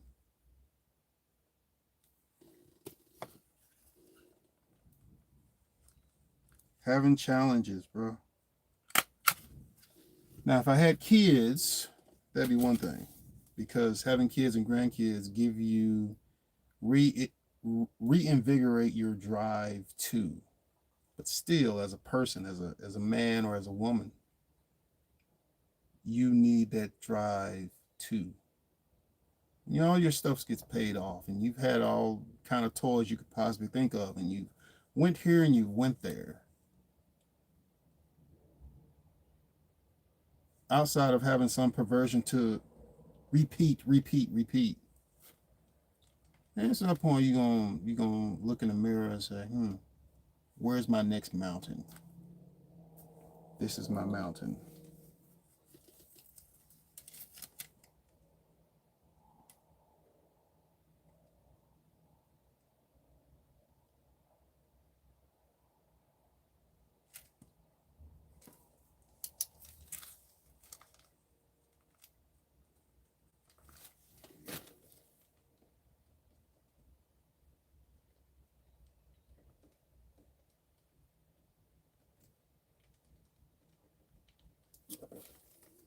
Something else I really enjoyed about being an owner operator.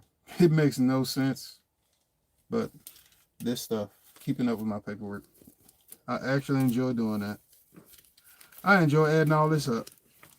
I enjoy going through it and looking through it and seeing what I spent, where I spent it, what I spent it on, when it was. Not only that, when I look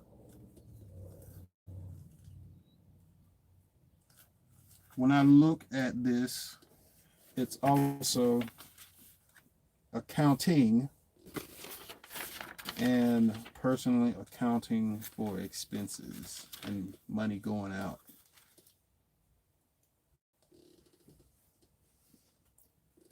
And I met a lot of truck drivers and owner operators that don't do what I just did. Like they'll just put their stuff away and then just go take their stuff to somebody else. They're like, nah, bro, I gotta see what that looked like myself. I can't depend on nobody to add that up for me. I gotta add that up for myself. I gotta see what that number looked like.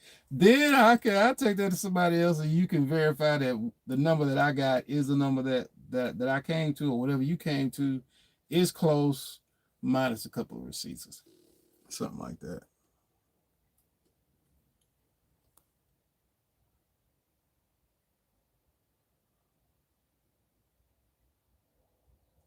Sterling, I agree with you, bro. Uh, yeah, Sterling, the regular job and missing life. That's that thing about that OTR stuff. Nobody really talks about it. OTR is two kinds of people. It's new people and people who enjoy that OTR, whatever you want to call that. I told my nephew, I said, being an owner operator ain't for everybody. Where I park my truck at, there's a guy in there. I call him the Cat Master. If it's related to Caterpillar, he could tell you anything. It's related to a Caterpillar engine. I watched this dude. Was that this week? Maybe the last week. Guy came in. They had this guy engine took apart, and then they were checking whatever they were checking the morning of that next day. This guy has what I would have had if I'd have pulled the trigger on buying that shop at home. And I was talking to him about it because I'm looking around. I think this is 5. That home was 4. His is a 1 door. That was a 4 door at home. It it costs money. It takes money to make money, but you also have to have a dream and a vision and a goal. And then you have to stay driven even when other people tell you that they don't see it. It doesn't make sense. And sometimes people are just giving you what vomited out of their brain at that time versus letting you do you and motivating you to fulfill and see your vision. But no, Sterling, I do not want to pass away in this truck. But of course, I think about that, in all aspects. The first time I left here and went overseas, man, what if I pass away over here and nobody knows and nobody can find me? You got to deal with it. When first time I ever came up here, man, what if on the way up here I get in an accident and nobody knows and nobody's finding me? You got to deal with it. What happens if I pass away here? All these things we got to deal with either way. The question is, what is the best for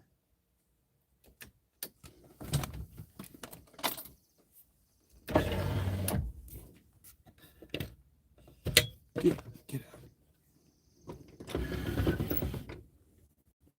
What is best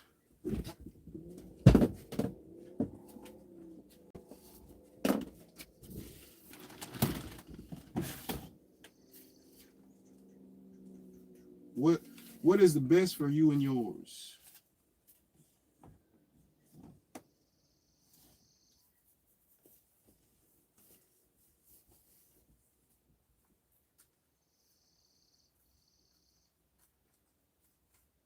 Make sure I didn't have any more receipts that I didn't need to add to something. I think that's it. I think I already got all of my receipts out of my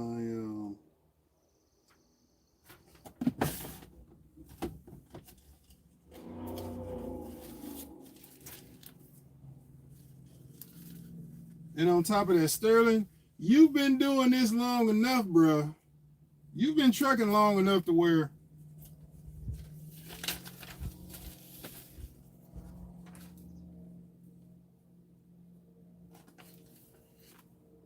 Sterling, that's another thing I'm doing now. I was in such a work, go get it, work, go get it, work, go get it, work, go get it, that I wasn't enjoying the process, that I wasn't enjoying life as much as I should have been, because I was so head down. I'm gonna go get it done. I'm gonna go get it done. I'm gonna go get it done. That time just flew by. And my goal now is I want to be more present in the moments that I have, in the moments that I'm gonna have left, Lord willing.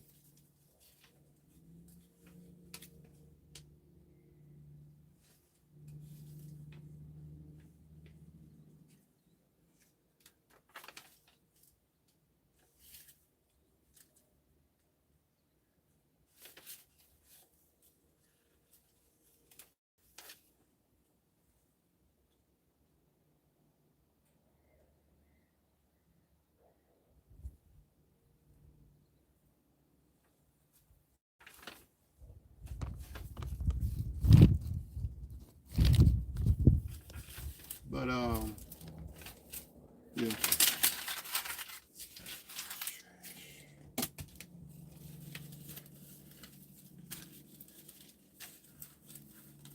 Okay.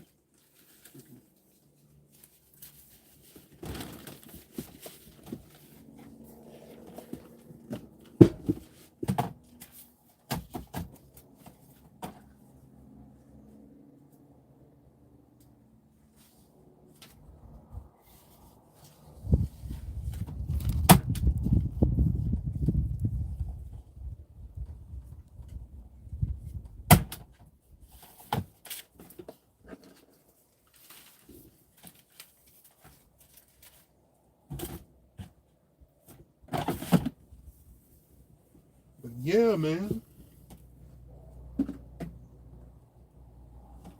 Everything is going good so far. It is definitely a blessing. I just landed a gig hauling frac sand. I start on the 30th. What's the lowest cost man camp or weekly hotel rate you recommend? Whatever is the cheapest. Are you paying for this yourself? Birdman 336. Are you paying for this yourself, or is the company paying for this? Not merely where you dropped because you so shout out to Mac Miller, shout out to Birdman 3336.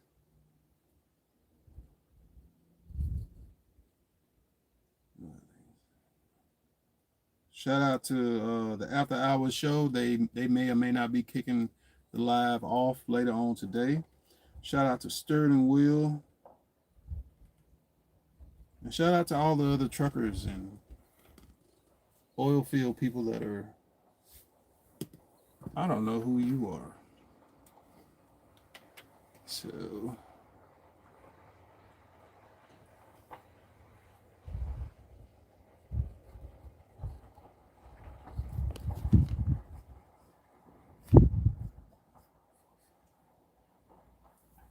I don't know who you are, guy. But let me get that tag picture though. Cause this is a private yard.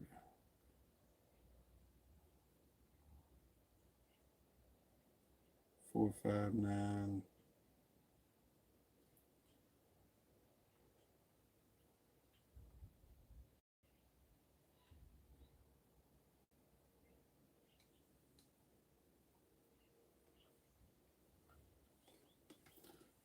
But anyway.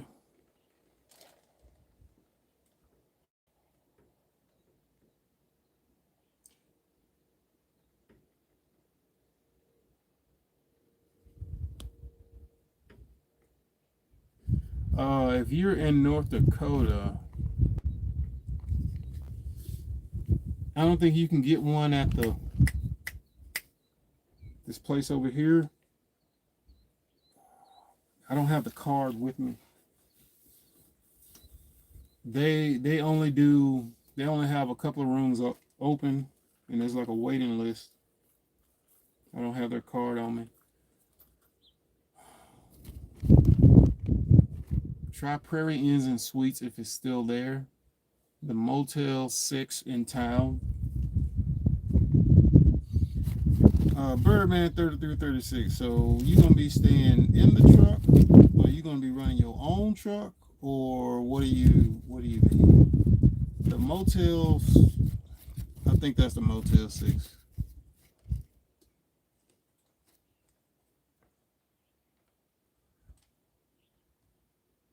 When if you're gonna be up here in North Dakota, I definitely say if you know you're gonna be up here, hopefully your truck has some space in it if you're gonna be driving, and the AC works for your summer and heat works for your winter. I stay at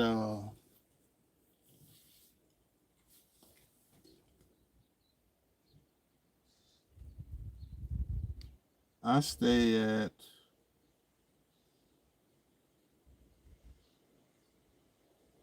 I stay at the Roosevelt.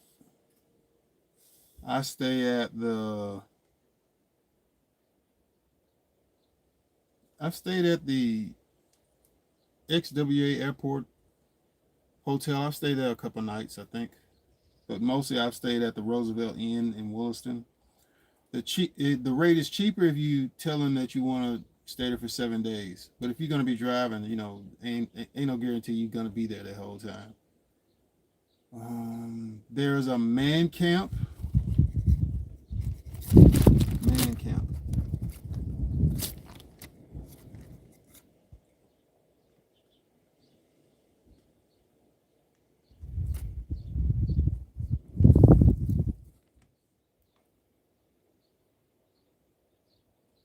You can try Wood Spring Suites. You can try that place. The Grand Majestic Lodge.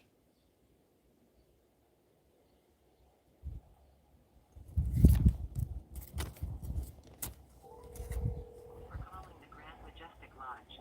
To reach our front desk, press 1 now.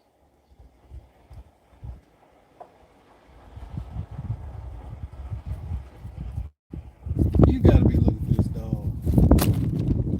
Thanks for calling the Grand Majestic Lodge. To reach our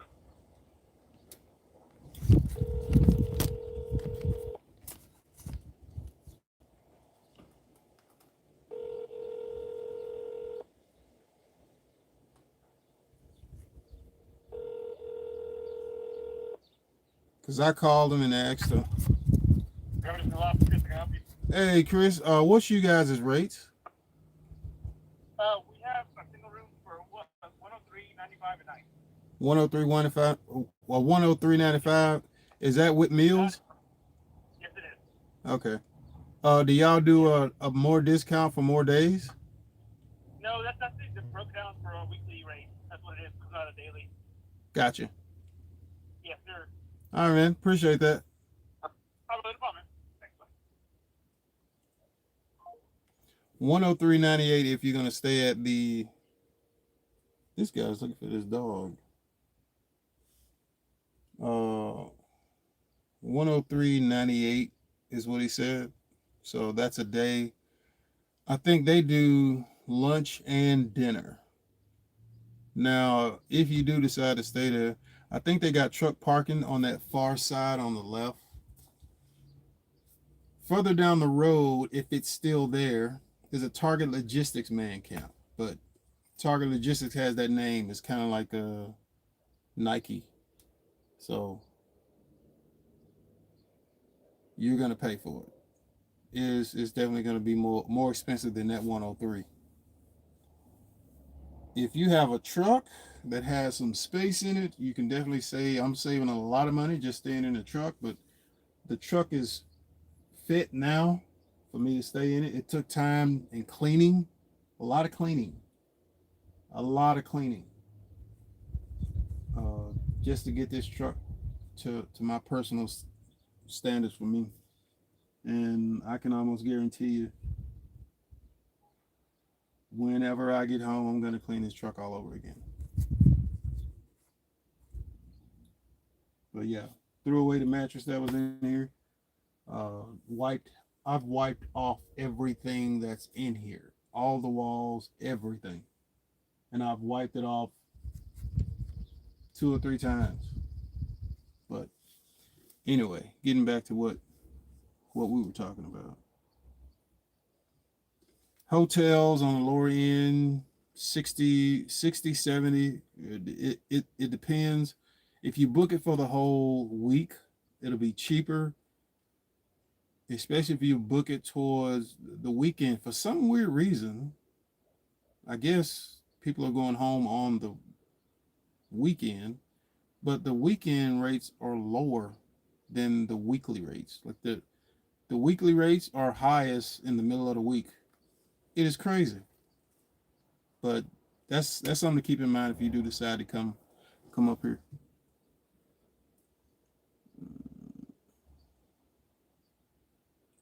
You are much welcome. 103 a night that I would add up to so much in a few months.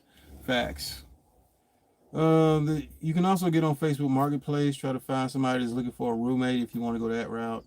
There's not that many low key apartments, or if they are, it's one of those you have to meet somebody and know them. Jeff had an apartment for some years up here, and it was somebody's basement apartment that had everything. It had a kitchen, it had a washroom, it had everything downstairs. And I said, hey man, whenever you get out of that, you let me know. I'll rent that even if I'm not up here. And I think Jeff paid like maybe $400-500, and the rest of the house, the people rented it out to administration or like lawyer people or something. So nobody was ever really in it except him, and it came with a garage. So Facebook is another option. Apartment rates. I talked to a place here. I think it's Gold Valley or yeah, $3,900 for the month. That stuff adds up quick. Oh shit.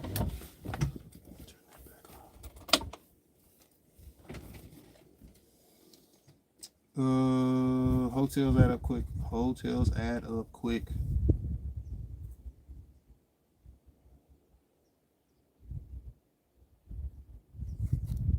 And yeah, like Mac Miller said, renting a place finna cut that weekly gross quick. So if you're in a truck situation, the only thing that may get old to you is if you have to hear the truck run. That'll get old after a while.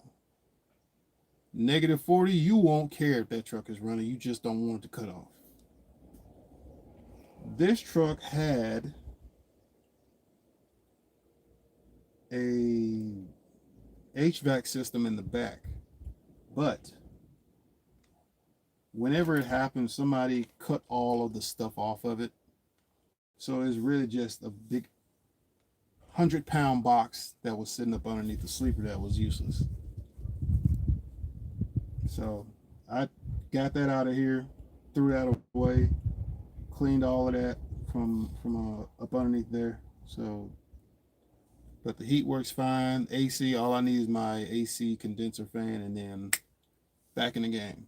So, and this truck has front, cab, and rear heat and AC.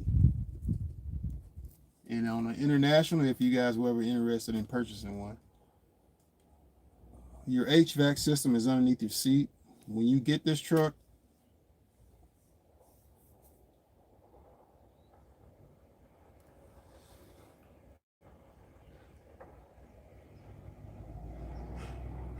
That's care right there. When you get this truck, before you turn that HVAC system on for the sleeper heat, clean this HVAC system underneath the passenger seat out. Clean it out completely. Wipe everything out with alcohol. Get some wipes. Get some towels. Get a steam machine, whatever it is that you need to do. Clean all of that out. Get you a leaf blower or something, and blow backwards all of your vents. Do the same thing from up there, and that'll help get dust or anything else that may be off in there out.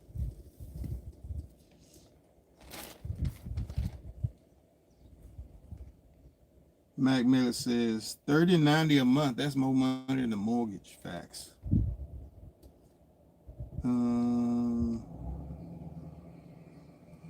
And Sterling, if you're still watching this, man, you've been out on the road for a while, bro. It's time to get that break.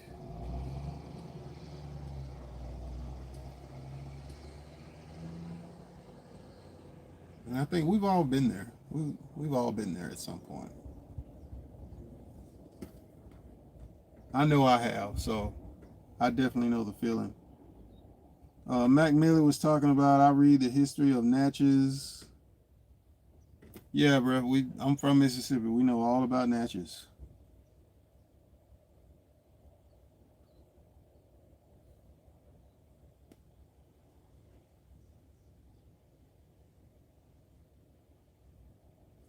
Owning your own business is owning your own business that's in demand, or that you have very limited competition in. Carve out your own niche. Carve out your own path. You've got to, because if you try and do the same thing that everybody else is doing, you have to spread everything around with the rest of what's trying to get attention or dollars from it. But if you do something that's unique and it's good, and you build it from good to great, then that separates you from the rest.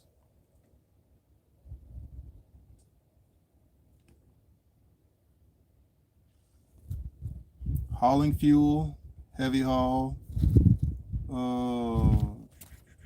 Trying to think, flowback. The guys that do flowback, the 1099 flowback make money, and that's on both sides. That's on the downstream side and your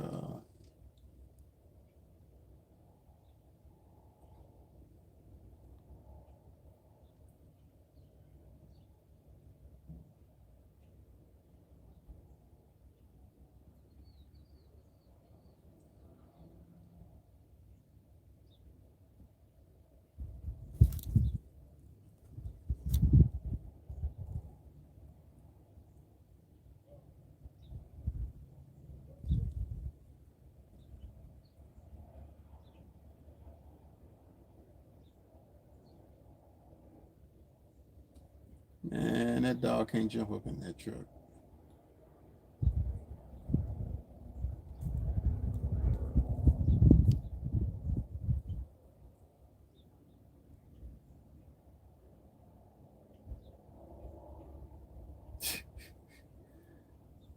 Um,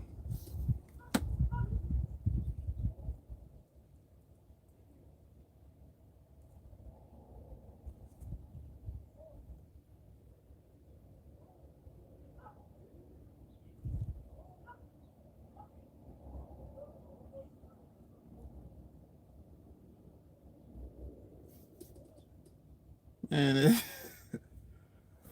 I'm watching this guy trying to tell his little dog to jump up in the truck, and they're like, man, that little dog can't jump up in that truck.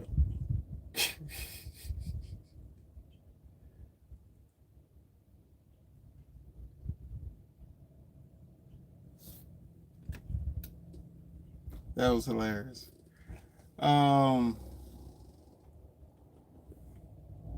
Shout out to Cheap Freight Hauler. Good afternoon, everyone. Hope everyone had a great week. We talking about a little bit of everything. That dude said 103 a night. Nope. think that's the same thing he told me the first time I called. I said, "Hey, how much for the man camp?" Now I would assume that a bigger company that's renting out 30 nights would get a bigger discount. The CVO in Killdeer is no longer there anymore. Instead, they got a truck stop over there. I think it's a Maverick too. Somebody said they do. They cook the order stuff, but I don't know.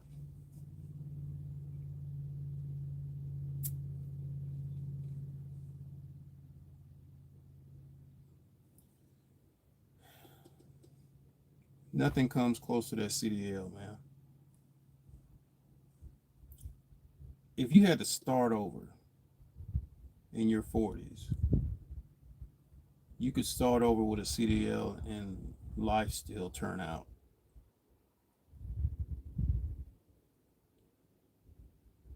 Better than average if you had to start over with nothing.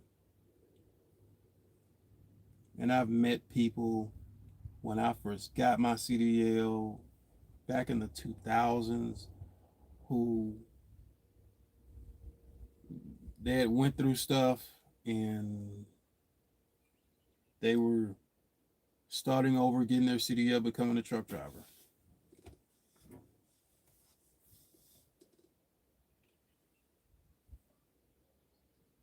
And to this day, I'll never forget this 70-year-old guy that I met. And I thought he had been driving trucks for 30 some years. This dude said he had just started driving trucks, maybe like a month. He said he just got on the truck solo like a month when I met him. And this guy was, when I say 70s, I mean older, gray beard, like he had just started driving trucks. And he said his wife had passed and he was at home and he didn't have nothing to do or somebody to watch and look after. And he decided to start driving trucks at age 70.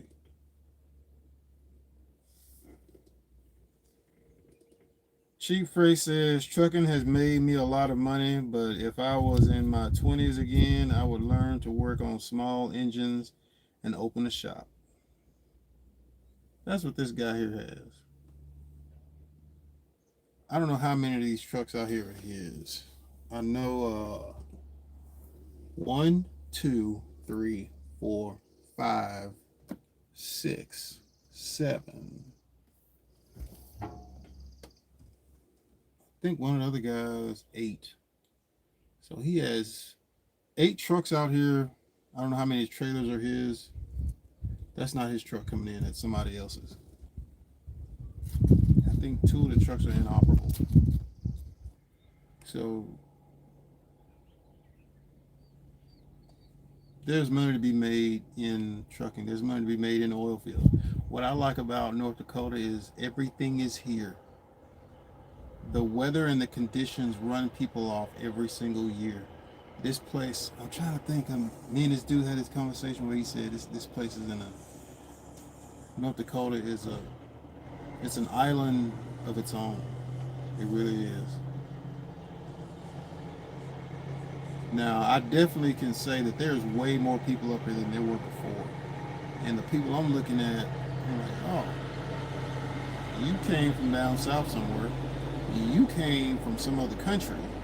You came from, and I'm listening to their voices and their the language they're speaking. Like, oh, there's a lot of y'all done caught on to coming up here. So the word is out about the Bakken oil field in North Dakota now. Small engine repair, you're definitely gonna make money, and you're a long ways away from. He's got the microwave and the refrigerator sitting in the passenger seat.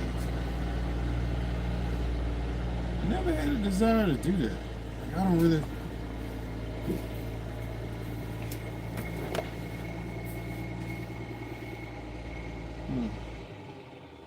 I mean, I get it. If you were gonna cook and eat something, you could just do this. You could just reach right over. But that don't appeal to me to have a refrigerator and a microwave.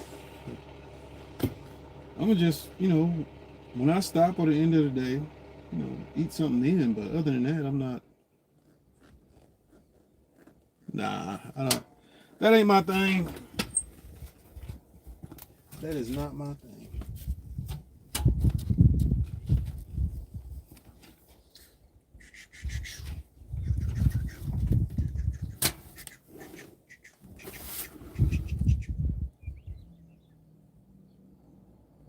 But more power to you. I had a friend that worked in the North Dakota oil fields way back in 08, 09. He always told me there was a woman behind every tree. Yeah, there's a woman behind every tree. Now, if you only count pine tree sized trees as trees, there's a good looking one behind every pine tree up here. It's true. All right, guys, how long? This live has been going on for 2 hours. Yo, I want me something to eat. If you guys don't have any more questions and nothing else, I want to say shout out to all of you that have hung out.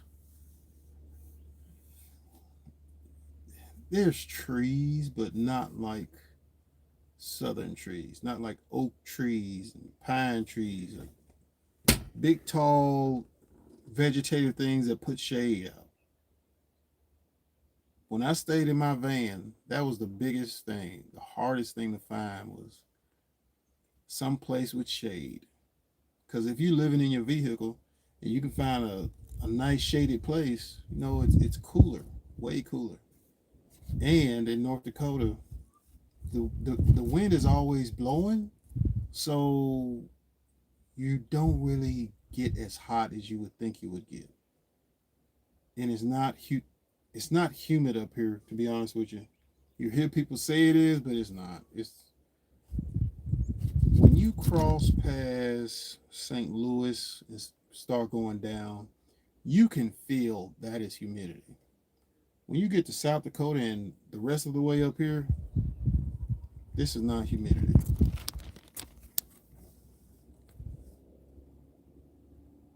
Yeah, Georgia pine and trees and stuff like that. Like they got some trees over towards Killdeer, where the hills and stuff are. They got them over there.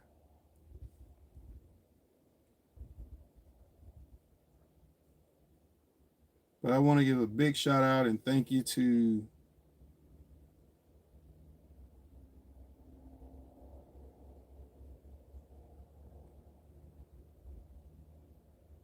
Birdman 336. And I want to give a shout out to Sterling Wheel. Shout out to you, man. Appreciate that. Shout out to Mac Millie. Shout out to McLovin 001. That says, what's up, JP? What's up, Mac Millie? McLovin, my bad. Shout out to Cheap Freightliner Hauler. I wonder if you got a channel.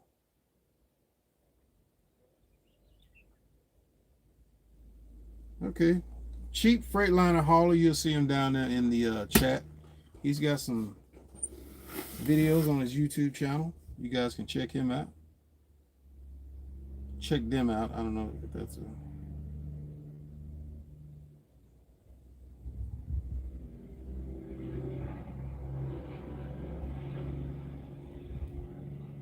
But let me keep going.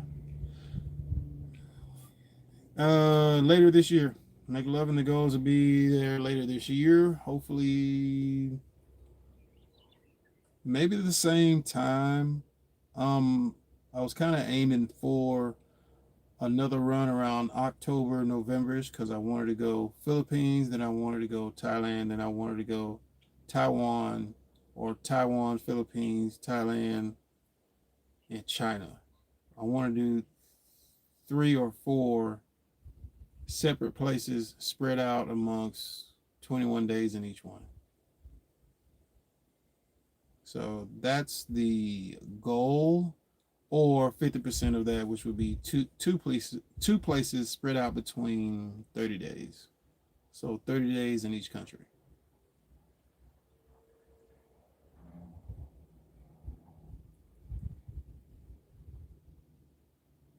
You got to be specific. There's like 3 or 4 candy towers, but definitely will once I come back down that way. You'll definitely see me at Phillies from time to time, or Awesome by Mel's Malabonis across from the VFW. That's my go-to place when I go eat at on the in the Philippines, or uh, La Grande Sky Lounge, the Sky Lounge at the La Grande.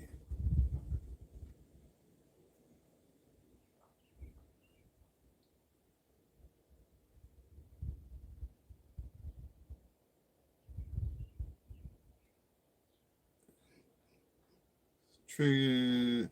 The CEO Trickio says I applied to the joints you put up, because there's plenty of places if you just want to drive.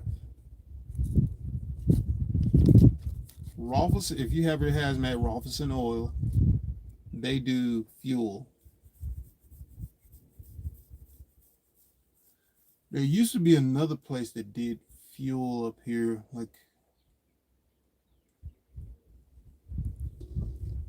another place is called Benz. Beinz. I think that's the name of them. They do fuel. Rolfes Oil is out of Wofford City. They do fuel. Farstad Oil does fuel.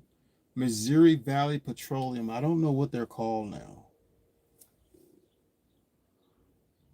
McLovin, I'll get to your comment here in a minute.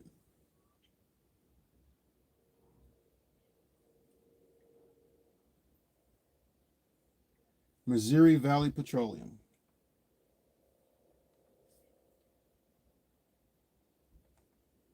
MVP. That's the name of it.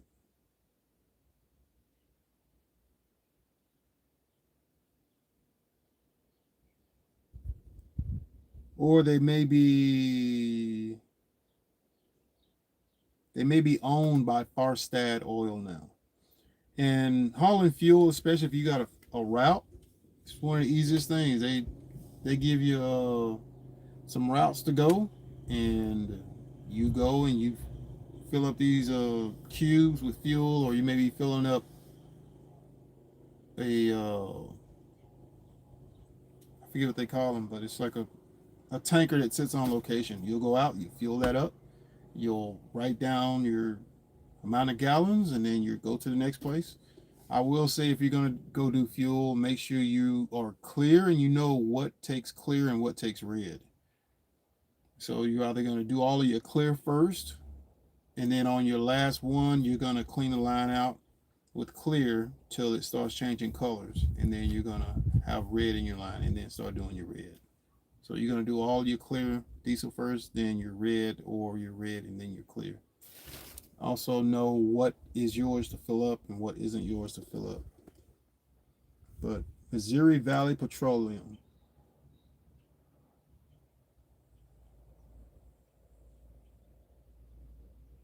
Copper Tip Energy. Step Energy Services. I think Gladiator. Red Hawk. Burton. Liberty Oilfield Services. Next tier. Oh yeah, Axis Energy, AXIS, Axis Energy Services. They're in Texas and they're in North Dakota. So those are some options for you. And if you need me to say it again, next tier energy, Calfrac Energy Services. That's another one. CALFRACK or CALFRAC. Calfrac Energy Services, next tier energy services or oil field services, Liberty Oilfield Services, Halliburton, Red Hawk. I think the other one's called Gladiator. Lochen, Lochen, Energy Services or something. Ranger Energy Services, that's another one. You got a CDL, you want to do something different, and Ranger does a rotation of 14 and 7 or something like that. There's another place called CTP, Coil Tubing Partners out of Minot. That's one.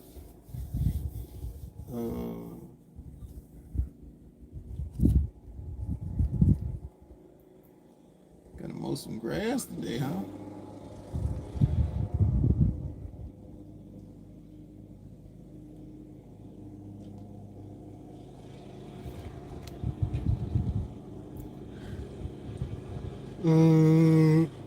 Excuse me. Excuse me. I think I answered that.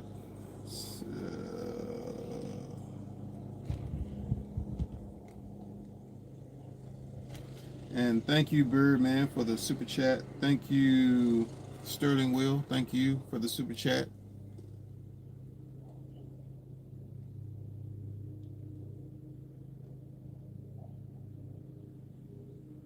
Huh.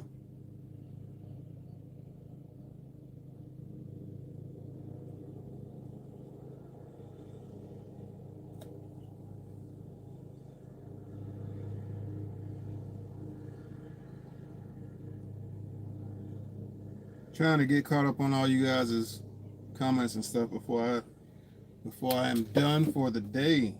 Haven't made a live for a while, so thank y'all for tuning in and checking out the content. Heading back to PI and later this year. McLovin says you're moving over there in July. You've already lived over there. Correct me if I'm wrong. July is the beginning of the rainy season, ain't it? June, July, somewhere is where the rainy season really starts. Summer is March, April, May, June. Rainy season is July, August, September, October. Dry season is November, December, January, February. I think that's about right. And I've never stayed at Candy Towers. I probably could have, because depending on where you want to stay, you know, Dr. A hotels, Dr. A condo hotels, they have some reasonable prices depending on if you like the aesthetics of the building and whatnot.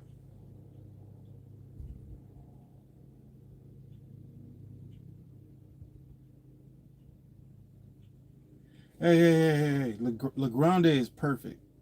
The reason I say La Grande is perfect, for me, I stayed, when I was in the Philippines in Angeles City, I stayed farther down there on that area. Because if I want to go down to Phillies, or if I'm hanging out with anybody down there, or if I'm meeting people down there, you know, I just walk. It's good exercise. AC Fitness, I walk from, my apartment was a block over from La Grande, and then the other apartment I had was a block over from La Grande. I'd walk from there, which is the equivalent of walking from La Grande, all the way to AC Fitness, which, you know, AC Fitness is right off of MacArthur, and you've got the McDonald's right there on the corner where you go across the street at. That's a mile. So I'd walk there, go to the gym, walk back, go get cleaned up, and then go out for the rest of the day. But it's just a great extra way to get exercise. Like if you wanted to stay further down, stuff gets cheaper the further you get away from the action area and stuff.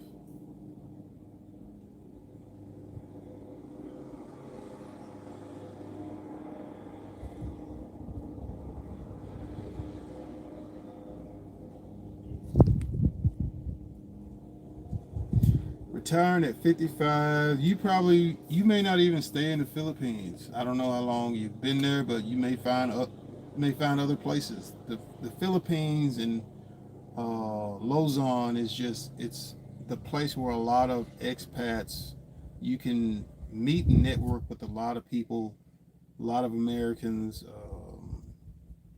people from Australia, you run into a lot of people who travel through the Big Island. It's like a Dumaguete. There's a lot of expats down there on that island, and that's the same island as Cebu. But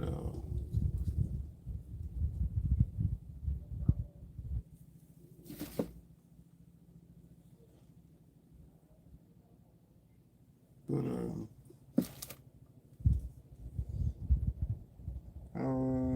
I was there for a month of April and stayed at the Madison Grand. Madison Grand. Is the Madison Grand that big white place that they opened up this past year? You know, it was closed for the longest. That big old white building. But yeah, there are definitely nice places to stay. It depends on what your budget is going to be just for where you're staying at. The further out you get, the better prices you get, especially on those back roads and back streets. Facebook is going to be your best friend when it comes to booking anything related to somewhere to stay at in the Philippines. But Tricchio, if you still watching, those other places that I mentioned, like those are also some good places to apply to.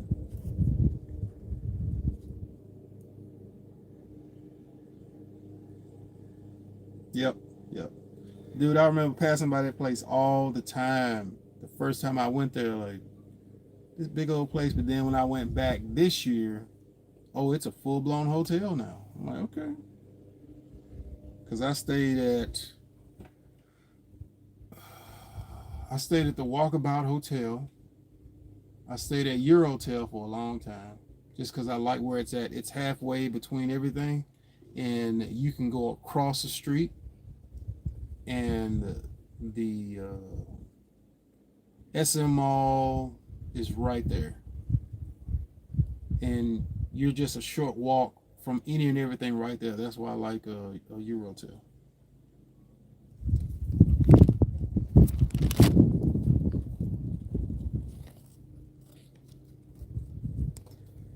Tricchio, make sure they either have a man camp or company housing or something along those lines if you coming way out here, bro.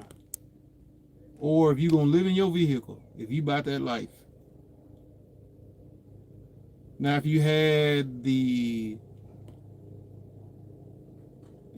a semi truck and you were gonna drive it out here and stay in it during the off time, just you're gonna have to make something work because stuff is expensive out here. Minot is cheaper. Minot is 2 hours away from here, but most of the work is going to be Newtown, Wofford, Kildare, Williston, somewhere between that triangle of places is where most of the work is going to be at. You get to Kildare, stuff is expensive. You get to Wofford City, stuff is expensive. You get to Newtown, stuff is expensive, and you're on the Indian reservation. So they can charge whatever they want. Yeah, make sure they have some kind of company housing. Matter of fact, type it in there and search Oilfield company housing jobs. Entry level company or housing provided. Some places may have it, but they just don't advertise it. But just like look, bro, ain't nobody trying to pay for no place, and you don't know if you're gonna be up here or if it's gonna work out. Have 3 options. If you're applying to a place in North Dakota and you're seriously thinking about coming up here to work, have 3 options. You need 3 options. In case one falls through, these people sound fishy, you don't know what they talking about or what they got going on, but something ain't right, you don't feel right about it. You got a second and a third option. If the first option is working out, cool. Just tell the other 2 options, hey, you've got a better opportunity here, and this is the one that you're going to choose. But I would say accept one of those 3 and leave the other 3 open to communicate just in case that first one ain't when you get up here, if they're a reputable company, you're gonna have to go do some H2S. You're gonna have to get a PEC card. You're gonna have to get your CPR, and you're gonna have to get fit tested depending on what you're doing. If you depending on what all you have to get. If it ain't your PEC, you're gonna have to get the one basin card. One basin is just up here. It's just North Dakota. So that depends on the company. They'll send you off to go do it. Any of that stuff that you have to go do, that company has to pay for that. They have to pay for that, and they have to pay for your personal protective equipment when it comes to the job of working. Unless you're doing a 1099, then you gotta provide your own stuff because you're a contractor at that point.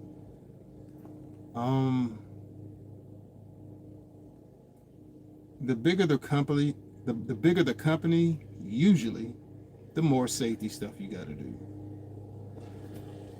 I don't have my PEC card in my pocket, but I've got two. I think I still have two PEC cards. I have one with Neighbors, and I have one with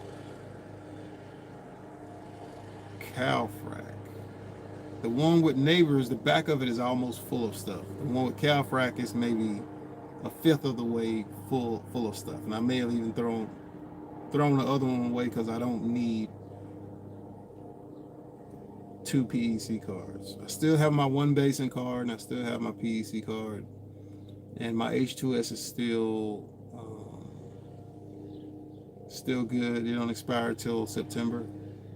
So that's some of the stuff you're gonna have to go do. They may or may not send you to get fit tested or to do a fit for work test. You're gonna have to do some squats. You're gonna have to pick up some weights and walk with them. Different stuff like that. You may have to do that hand squeeze test thing. You may have to do that. They'll probably do an audiogram if you're gonna be somewhere doing frac equipment or something like that, because that you can get your hearing damaged pretty quick in frac. It's like working around jet engines, and there's 15 of them on location going simultaneously wide open. So, and I want to say that to any and everybody watching, wear some earplugs, bruh. Wear ear protection. It sounds goofy, or you can see it however you want to, but wear ear protection, bro. Seriously. Hey, this stuff is loud, and I mean louder than a semi truck to be around. So keep that stuff in mind.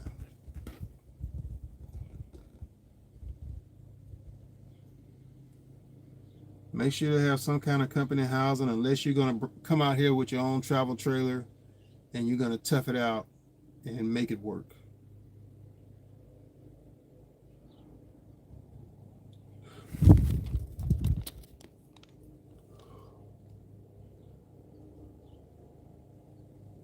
All right, guys. I think we've been here long enough. This video is 2 hours long.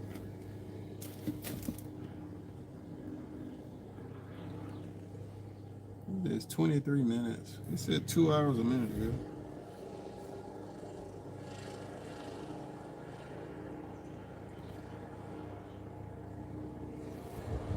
Anyway, I've been talking to you guys long enough.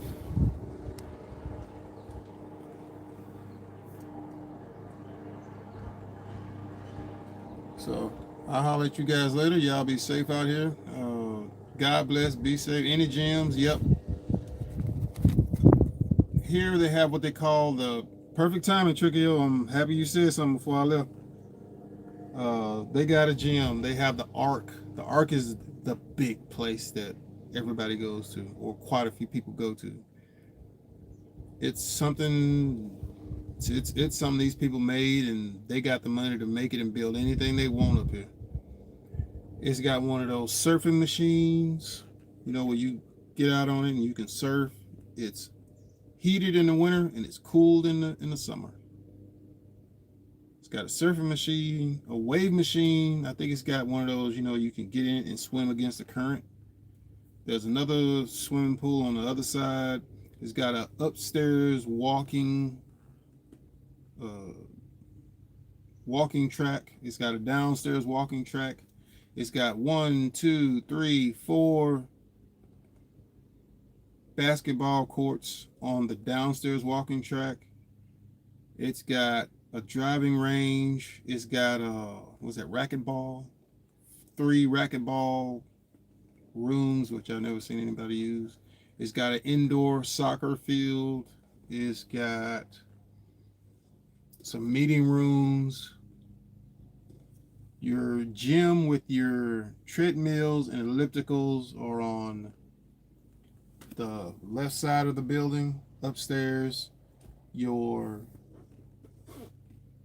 free weights are on the right side, and your plyometric stuff with the strings, the ropes or whatever, they're on the further side of the arc. But it's got everything. Now, if you want a smaller gym, kind of more low key, they have Elite Fitness. It's a gym. It's also like a clinic in a way. I'm the guy there. He does some physical therapy stuff. Elite Fitness. I've had a membership there. I have a membership at the Arc, but I'm not really a fan of the Arc. When I work out, go to the gym, I like to work out, kind of to myself. It's always a bunch of people over there by the freeways. I want to just work out, to myself and, get my thoughts. But it'd be a bunch of people over there at the Arc. The Elite Fitness, the Arc is open from 5 a.m. till I think 8, 9, or 10. And $70 or so. And they also have showers. So if you want a shower, they have lockers, all of that kind of stuff. Elite Fitness is in downtown next to Gatesy Bank, across from the Domino's. They have a smaller inside walking track, which you'd have to do 4, I think, to make one full Olympic track, I think. Their free weights are in a room to themselves. Then they have the cable stuff and the freehand body weight stuff. Then they got the treadmills over to the right. But they also do clinic stuff. They have a sauna. I think they have a hot tub or something like that. And they also got showers and lockers and stuff. There's another place, I don't remember the name of it. You go past the McDonald's, it's down on the left when you're going towards the Cashwise. It's a place for people who are more serious about working out and going to the gym. I don't remember the name of it. Then there's another place for people who are more on the extreme end of the like being bulked and big and like the strongman lifting type stuff. It's down by the Come and Go, near the other part of downtown, and Scenic Sports, kind of over there. They have I think that's an Anytime Fitness by the Come and Go, across from that water park place. There's another gym over there, and I think that's all of the gyms that are in town. So you have some options. Now, if you get the Anytime Gym Fitness, then you can access Anytime Gym Fitness. So you got the one in Williston, there's one in Minot. I think there's one in Stanley. I don't know about Wofford City. And I think there's a gym in Killdeer next to that hotel. But I think it's an independent gym or something.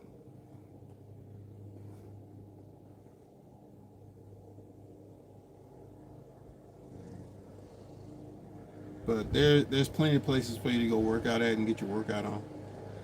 So, with that being said, guys, I think we have had a great time having a conversation. Thank y'all for tuning in and checking out the content. Shout out to CEO Trickio. Shout out to McLovin. See you guys back in the Philippines and other travel places later this year. Shout out to Cheap Freight Hauler. Trickio, I hope you get the Truck Community Live back going. I know, hey man, you got to take a break sometimes, bro. That truck community and having that live stuff, man, that's a full-time job, bro. I told y'all, chasing works for YouTube. When you start doing that YouTube stuff, you got to go all the way in it.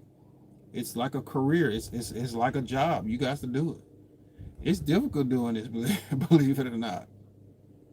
I like to talk for an hour or two. Shout out to Mac Millie, Cheap Freight Hauler. Shout out to Birdman 336. Thanks for the super chat. Thanks for both of the super chats. I'm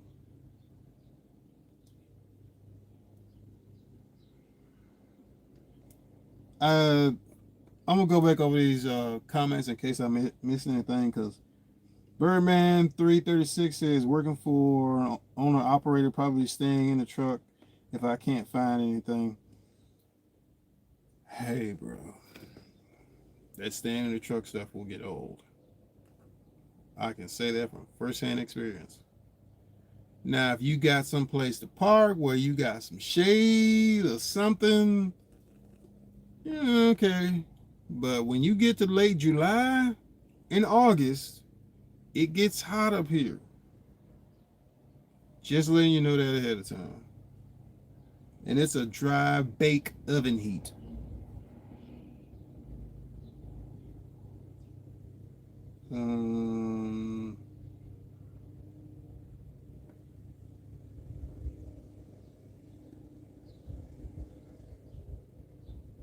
Shout out to the After Hours show. Hopefully you guys will be kicking the live back off. Shout out to Sterling Will, and thank you for the super chat. And Sterling Will says, I'm taking a regular job. I miss life. Sterling, you're going to enjoy it. The road will call you from time to time to want to drive, to want to go adventure in trucking. But I can guarantee you, if you don't get back to that OTR stuff, you'll definitely enjoy life a lot more. You'll find more time to do stuff that you want to do, work on, take care of health differently, and be more active. You'll see. Shout out to Noise. Shout out to Ghost Town Bullies. Shout out to Mad Atch 01. Shout out to Simple and Plain 3321. Shout out to the 200 Visions. Man, this dude said you said you OTR right now. What? Well, if you hadn't been to OTR, it's definitely a journey, and first 2 years or so you'll really enjoy it, especially going to see different places and going places that you hadn't been.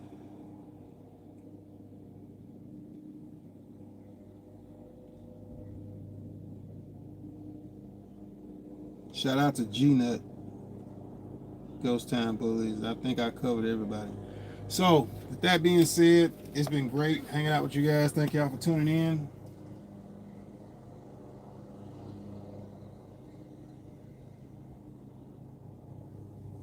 Y'all be safe out here. Take life one day at a time. Focus, determination, and self-control, bro. We out here trying to get it.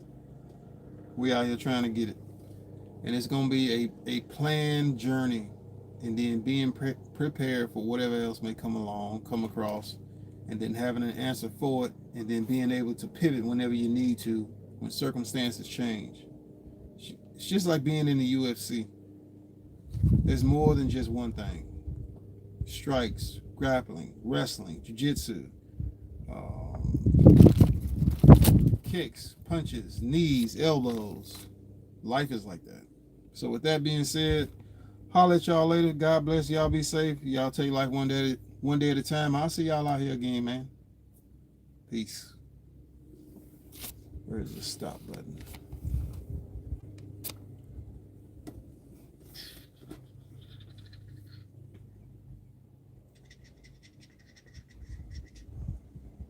Any gems out there? Oh, crap. Doggone it.